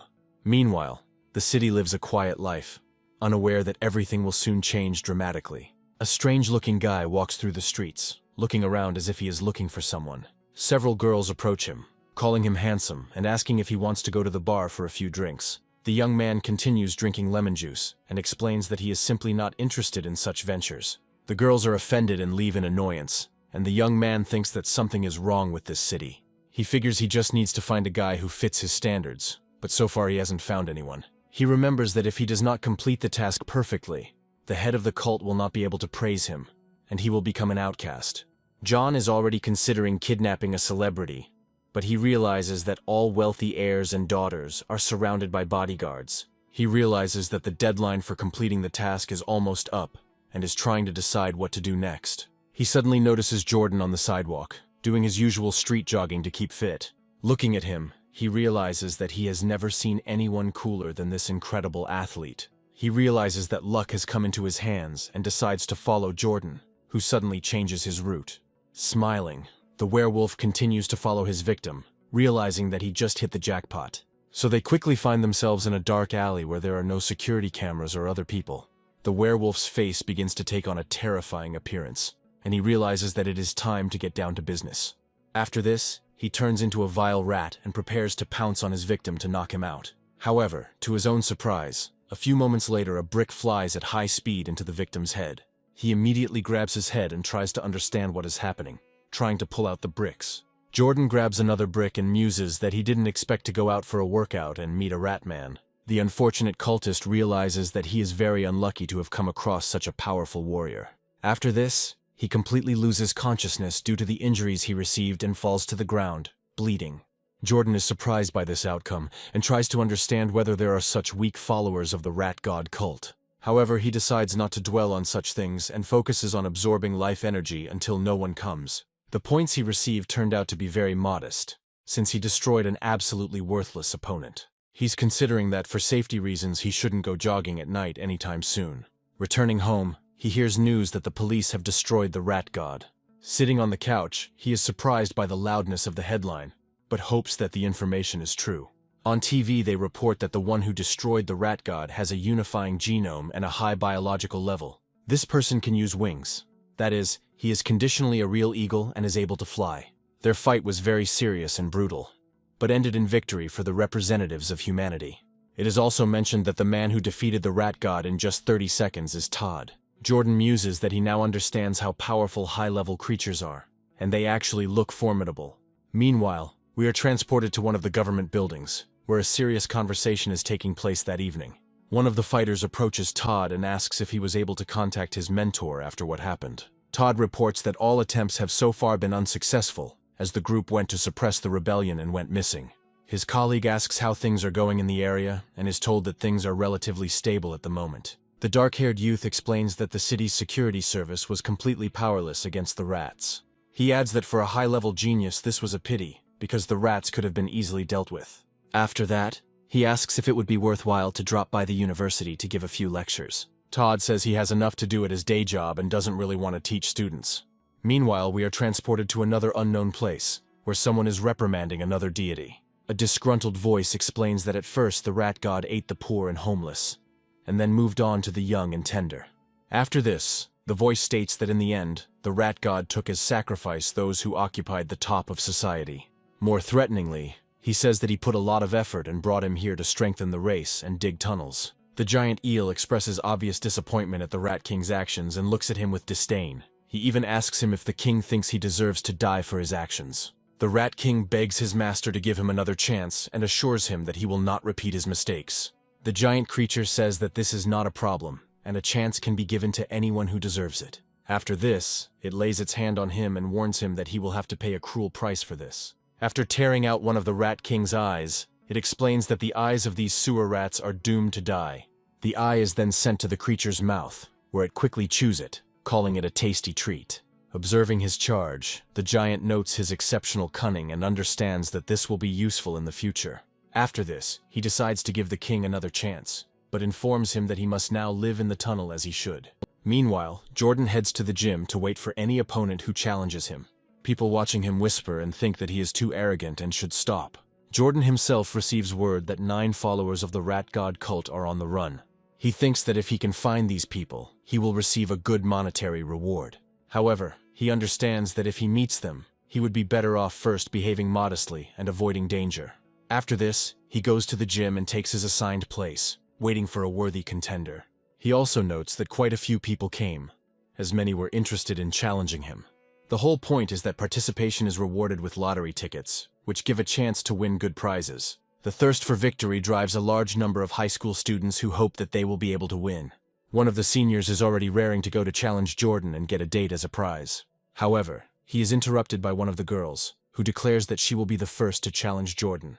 Then an endless group of female fans runs after her, wanting to challenge their idol. They enter the ring and surround Jordan, not giving him a chance to move. After this, they rush forward and start touching him, putting him in a very uncomfortable position. Jordan knows he doesn't want to use force on the girls, but he'll have to sweat a little for the mission. Using one skill, he immediately throws away all the girls who come too close to him. Thus, he completes the task almost a third of the way, but he still has a lot of work to do. The girls he defeated say they would like to challenge him to get in the ring again. Jordan explains that the defeated cannot challenge again, as it would be unfair. The girls are surprised, asking how this is even possible, and begin to complain that they wanted to hug more. The older students, in turn, treat him with much more malice, noting that they have had a grudge against him for a long time. Of course, they all end up losing, as Jordan is too strong for this world. After some time, he defeats a huge number of opponents, raising questions about who will be next. A student comes out before him and boldly declares that he would like to fight him to see who is stronger. This man is immediately called one of the best in the elite class of second years, who used to be incredibly strong. Students recall that this man single-handedly destroyed an entire class, but was ultimately taught a lesson by a senior student. Jordan's opponent says that he himself was once very daring, but only until he was treated cruelly. He adds that it was then that he understood the meaning of the phrase that no matter how good a person is, there will always be someone who does it better. After this, he begins to tell Jordan a very long story of his life, which, however, is not interesting. Jordan decides to throw the first punch, and quickly stops the pompous man who thinks too much of himself. One blow is enough to send him flying for a long time. Jordan reflects on the fact that this scoundrel has finally shut up and stopped bothering him. The other fighters cannot believe that such a strong warrior was taken out in just 1 second.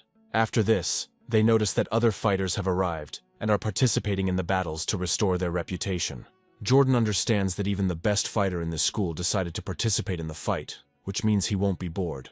The same man who taught many a lesson jumps into the ring and notes that he did not expect to meet such an opponent. Jordan asks the teachers if he can start without waiting for his opponent to finish his introductory monologue. This greatly angers his opponent, and he rushes forward, declaring that such insolent first years must be taught a lesson. Jordan easily blocks his shot, possessing incredible strength and endurance. After this, he throws it aside, noting that he is in a hurry and wants to quickly convince everyone of his capabilities. His opponent flies off into the distance, claiming that it is simply impossible, but he cannot change fate. The rest of the people look at this with horror, trying to understand why they should take part in the competition at all. Jordan randomly selects one of the remaining participants and challenges him to a fight. His opponent is surprised and asks if Jordan is seriously challenging him, to which he states that they haven't fought yet. Someone climbs into the ring in fear, asking to be gentler, noting that he came here just to watch. Jordan promises him it will be quick and knocks him out with just one punch. Ultimately, everyone else decides that it's not shameful to lose to this person for a chance at an iPhone, and everyone refuses to challenge him. Of course, he defeats absolutely every opponent without experiencing any difficulties. He finally completes his task and receives the adaptive biological attribute, which increases his damage. Jordan jumps out of the ring and announces that the competition is over and that the others can go about their business. After this, he grabs Igris by the hand and calmly leads her to the director's office to discuss everything. All this time, the eyes of other students were riveted on him, waiting for such a star to appear. The headmistress congratulates him on his victory, noting that he managed to win first place in the school. She adds that he defeated even the strongest student, and is definitely hiding some of his true strength. Jordan explains that he is only hiding a small part, so there is absolutely nothing to worry about. The headmistress remarks that she doesn't think so, since the strongest student has never been close to such a level of physical fitness. Jordan still doesn't show his true potential and greatly downplays his performance. The director chuckled and said that this was actually exactly what she expected. Jordan suddenly returns to her and asks how he can get the money he won. The director takes out his phone and instantly transfers the entire required amount, noting that this guy is too cunning. After this, she declares that from now on, he will represent the school in any martial arts competitions. Jordan reveals that he and Igris love to swim, and then asks if they can use the pool at the gym. He adds that he would like the pool to be closed to others at all times. The headmistress says she doesn't see anything wrong with this and allows them to use the pool. Jordan notes that he doesn't like people looking at him, so he would like to cover all the cameras. The headmistress speculates that Jordan may have planned something shameful because he wants to be alone with Igris. Several images come to mind that are best left uncommented to avoid problems. After this, he takes out the key and says that if he wants it, she will fulfill all his requests. After this, she hands them the key and notes that they cannot consider this pool their personal one. Smiling, she places her hand on his shoulder and advises him to be careful and try to avoid any accidents. Jordan, despite having trained his mind to incredible heights, doesn't quite understand these hints. After that, he heads into the hallway to talk to his childhood friend.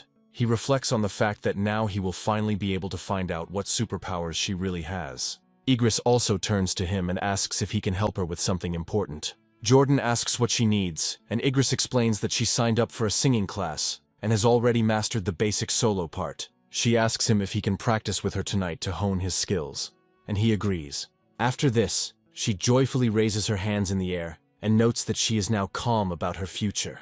Jordan watches her and realizes that this will help her gain confidence. We flash forward to this evening, when Jordan decides to visit his friend. They spend the evening practicing their singing skills and honing their Igris skills. Her parents notice that the children have grown up, and now it is a little inappropriate for a boy and a girl to be alone in the same room.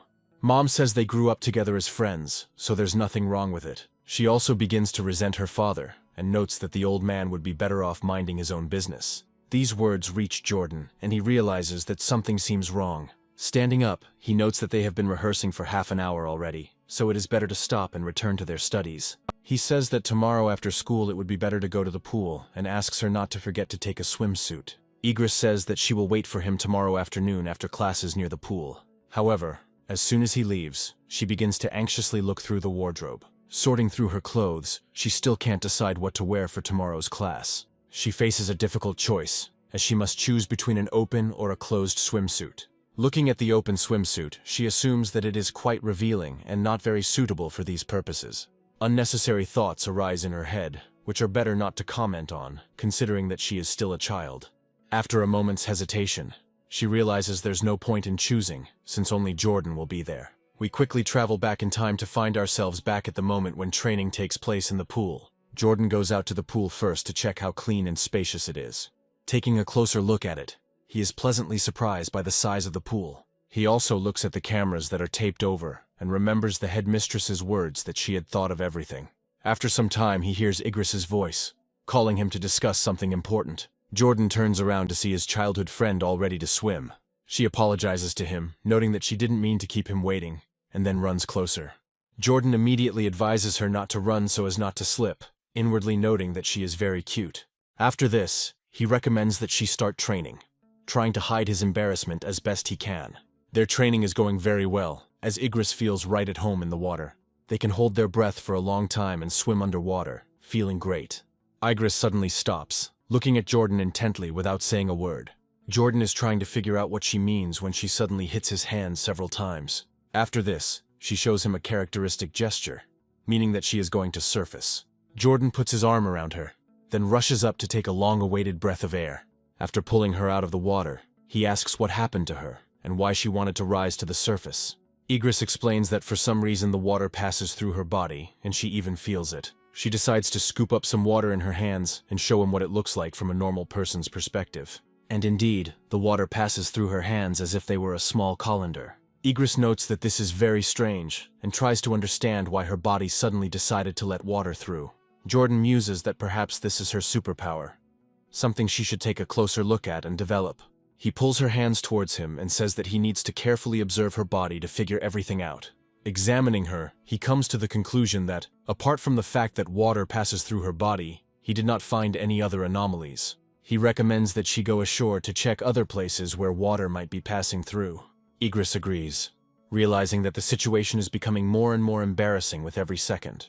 After a while, she asks how much longer this strange experiment will have to be carried out. Jordan reflects that he checked her body 3 times and found no other abnormalities. Jordan guesses that only her hands have the ability to pass water through them now. Igris asks him to tell her if it could be that she has had problems with water since childhood, and this is connected to her ability. Jordan explains that nothing can be ruled out and advises that next time you tell him right away if you feel anything strange. He also recommends checking if the same sensations occur in other parts of the body. He reflects that it was very dangerous because he almost said too much. Igris looks at herself happily and realizes that she is not so useless and that she has abilities. She hopes that one day her abilities will fully develop and she will become even stronger. Her true dream is to one day stand next to Jordan and become his equal. The action moves to a familiar shopping center, which advertises a cyborg installation program. The seller welcomes her regular customers and says that she is very glad to see them here. Suddenly, a debit card containing a large amount of funds lands on the counter, and Jordan remarks that he needs 200 kilograms of wild giant eagle meat. After that, he gives her the address and says that he would like to order delivery there. The saleswoman is very surprised by such outstanding financial capabilities of an ordinary schoolboy. The girl looks at Jordan leaving and mentally wonders what kind of family he is from that he can afford this. After the delivery is completed, he asks for reviews to make it easier for her to sell the products. Jordan reflects on the fact that his royalties this morning were $120,000. After looking at the product, he realizes that this amount of meat should be enough to move on to the next level. Putting his hand to it, he wonders what will happen to him now. The system notifies him that he has completely absorbed the blueprint of a wild giant mutated eagle. He begins to feel as if he is standing on the surface of the water, and this eagle is descending towards him at great speed. After this, the eagle decides to crash into the water's surface to hunt for someone hiding there. A moment later, he feels the eagle grab a giant cuttlefish with its clawed paws. Jordan is notified that he now has the all-seeing eye skill due to absorbing the eagle. His field of vision and ability to detect movement are greatly improved, and he becomes even stronger. He immediately decides to test his skills to see how comfortable it will be for him to look around. It quickly becomes clear that this is a very useful ability, making him almost divine. He brings his vision closer to one of the random people holding a phone. His vision becomes so sharp that he can even watch streams on his phone from several hundred meters away. Having confirmed that his vision has indeed become sharp, he decides to go home to say hello to his parents. He almost immediately discovers that they are watching some very interesting news report. News reports indicate that recently, carriers of a triple gene fusion mutated in a public place, and hundreds of people died. One politician said that genetic engineering is a mistake because monsters are eager to take on human form. Scientists point out that these are all fairy tales, and at this stage, if they rely on gene combiners, ordinary fighters will not be able to fight the monsters. Terrence says that gene combiners are unstable and like walking bombs. Eliza advises not to worry about this, as government control in this area is very strict. She also says it's better to worry instead about how gene combiners will evolve. They are so engrossed in thoughts about genetic material that they are late in realizing that their son is watching them.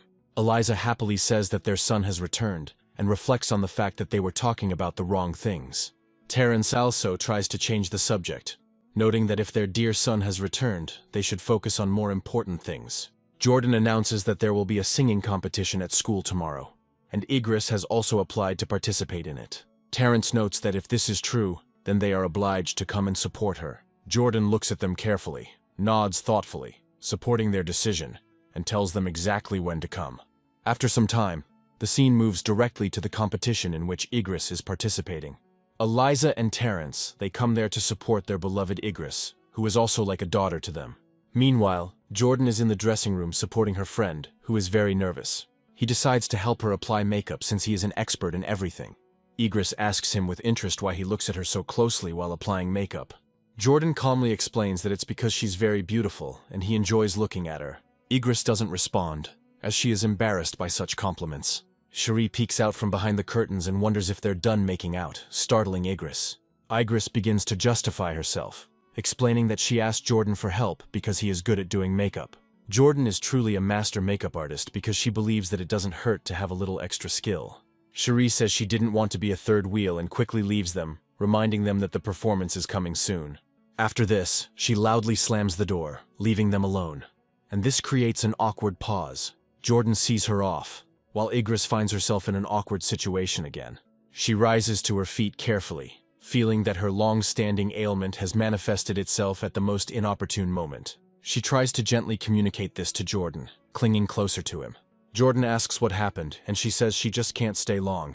She starts crying and wonders what to do, adding that the performance is about to start. She says they've been rehearsing for a long time, and if it all goes to hell because of this, she'll hate herself.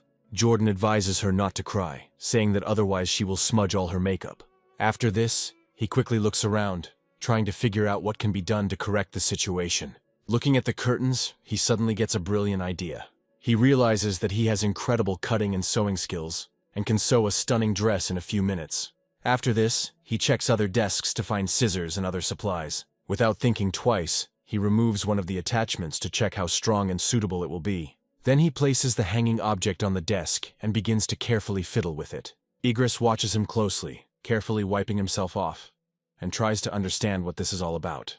She quickly discovers that he has managed to make a stunning dress using only scissors. After that, he hands her the dress and tells her that she should quickly change in the restroom so as not to be late. Igris thinks it will be faster if she just changes here. Jordan realizes that the situation is getting weird, but decides to follow her words. After this, she turns away and says that she can change clothes, since he will not be peeking. Yet, as soon as she begins to change, Jordan feels the situation become increasingly embarrassing. Luckily, Igris manages to change quite quickly and put on a new dress, which was made in such a short time. She reports that he can turn around, and Jordan feels much more at ease. She also thanks him, saying that she just cried and now she is not afraid at all.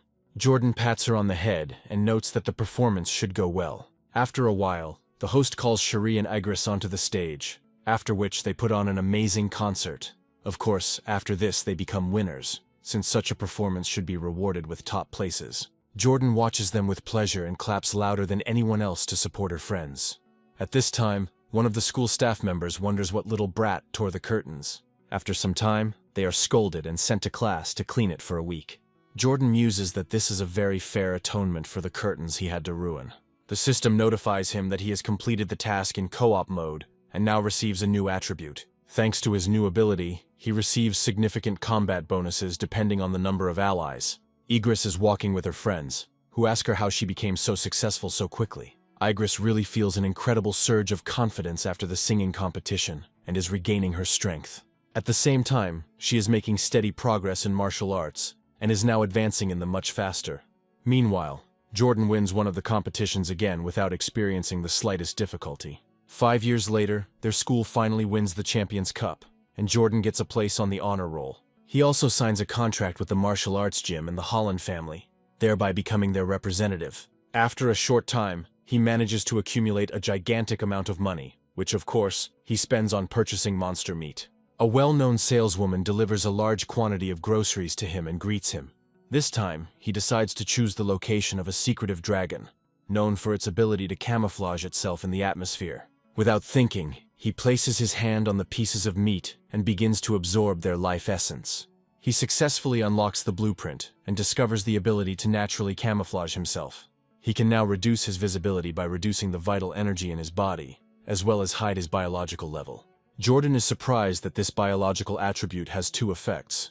Realizing that he has chosen a very unusual monster, the main task is completed, but now he needs to go to the store to buy the cake that his mother ordered. Walking down the street, he suddenly hears loud voices ordering the criminal to behave calmly. Turning around, he sees several heavily armed and armored police officers leading a girl away. One of these policemen seems very unfamiliar to him, and Jordan briefly focuses his gaze on him. It turns out that this is the same Charles he hasn't seen for a long time since graduating from high school. Looking at his legs, he notices that they are completely mechanical and asks what happened. Charles says he used to ride a moped, fell and broke his leg, which had to be amputated. Luckily for him, he is taking part in an experiment in mechanical modification of limbs. Jordan asks who is there, and Charles explains that it is one of the followers of the rat god cult. His partners remind him that time is running out, so it's best not to waste it. Charles says goodbye to his old acquaintance and says that it was nice to chat with him, hoping that they will meet again. Jordan reflects on how law enforcement is trying hard to catch the remaining followers, but it is not producing results. He understands that he is dealing with a serious corporation that probably has strong connections in the government. After a while, his phone starts ringing and he decides to answer the call. Igris asks him when he will return home, and he replies that he will soon buy a cake and head home. There is only 1 day difference between his birthday and Igris's, so their families celebrate together. This is how their 18th birthday begins, which was no exception, despite the fact that they are already adults. Jordan and Igris decide to exchange gifts to surprise each other with their ideas. However, suddenly their table and food begin to shake from a terrible earthquake. Jordan immediately realizes that this is no ordinary earthquake, but the approach of a serious danger. Meanwhile, somewhere underground, a huge number of rats are digging a tunnel to do something terrible.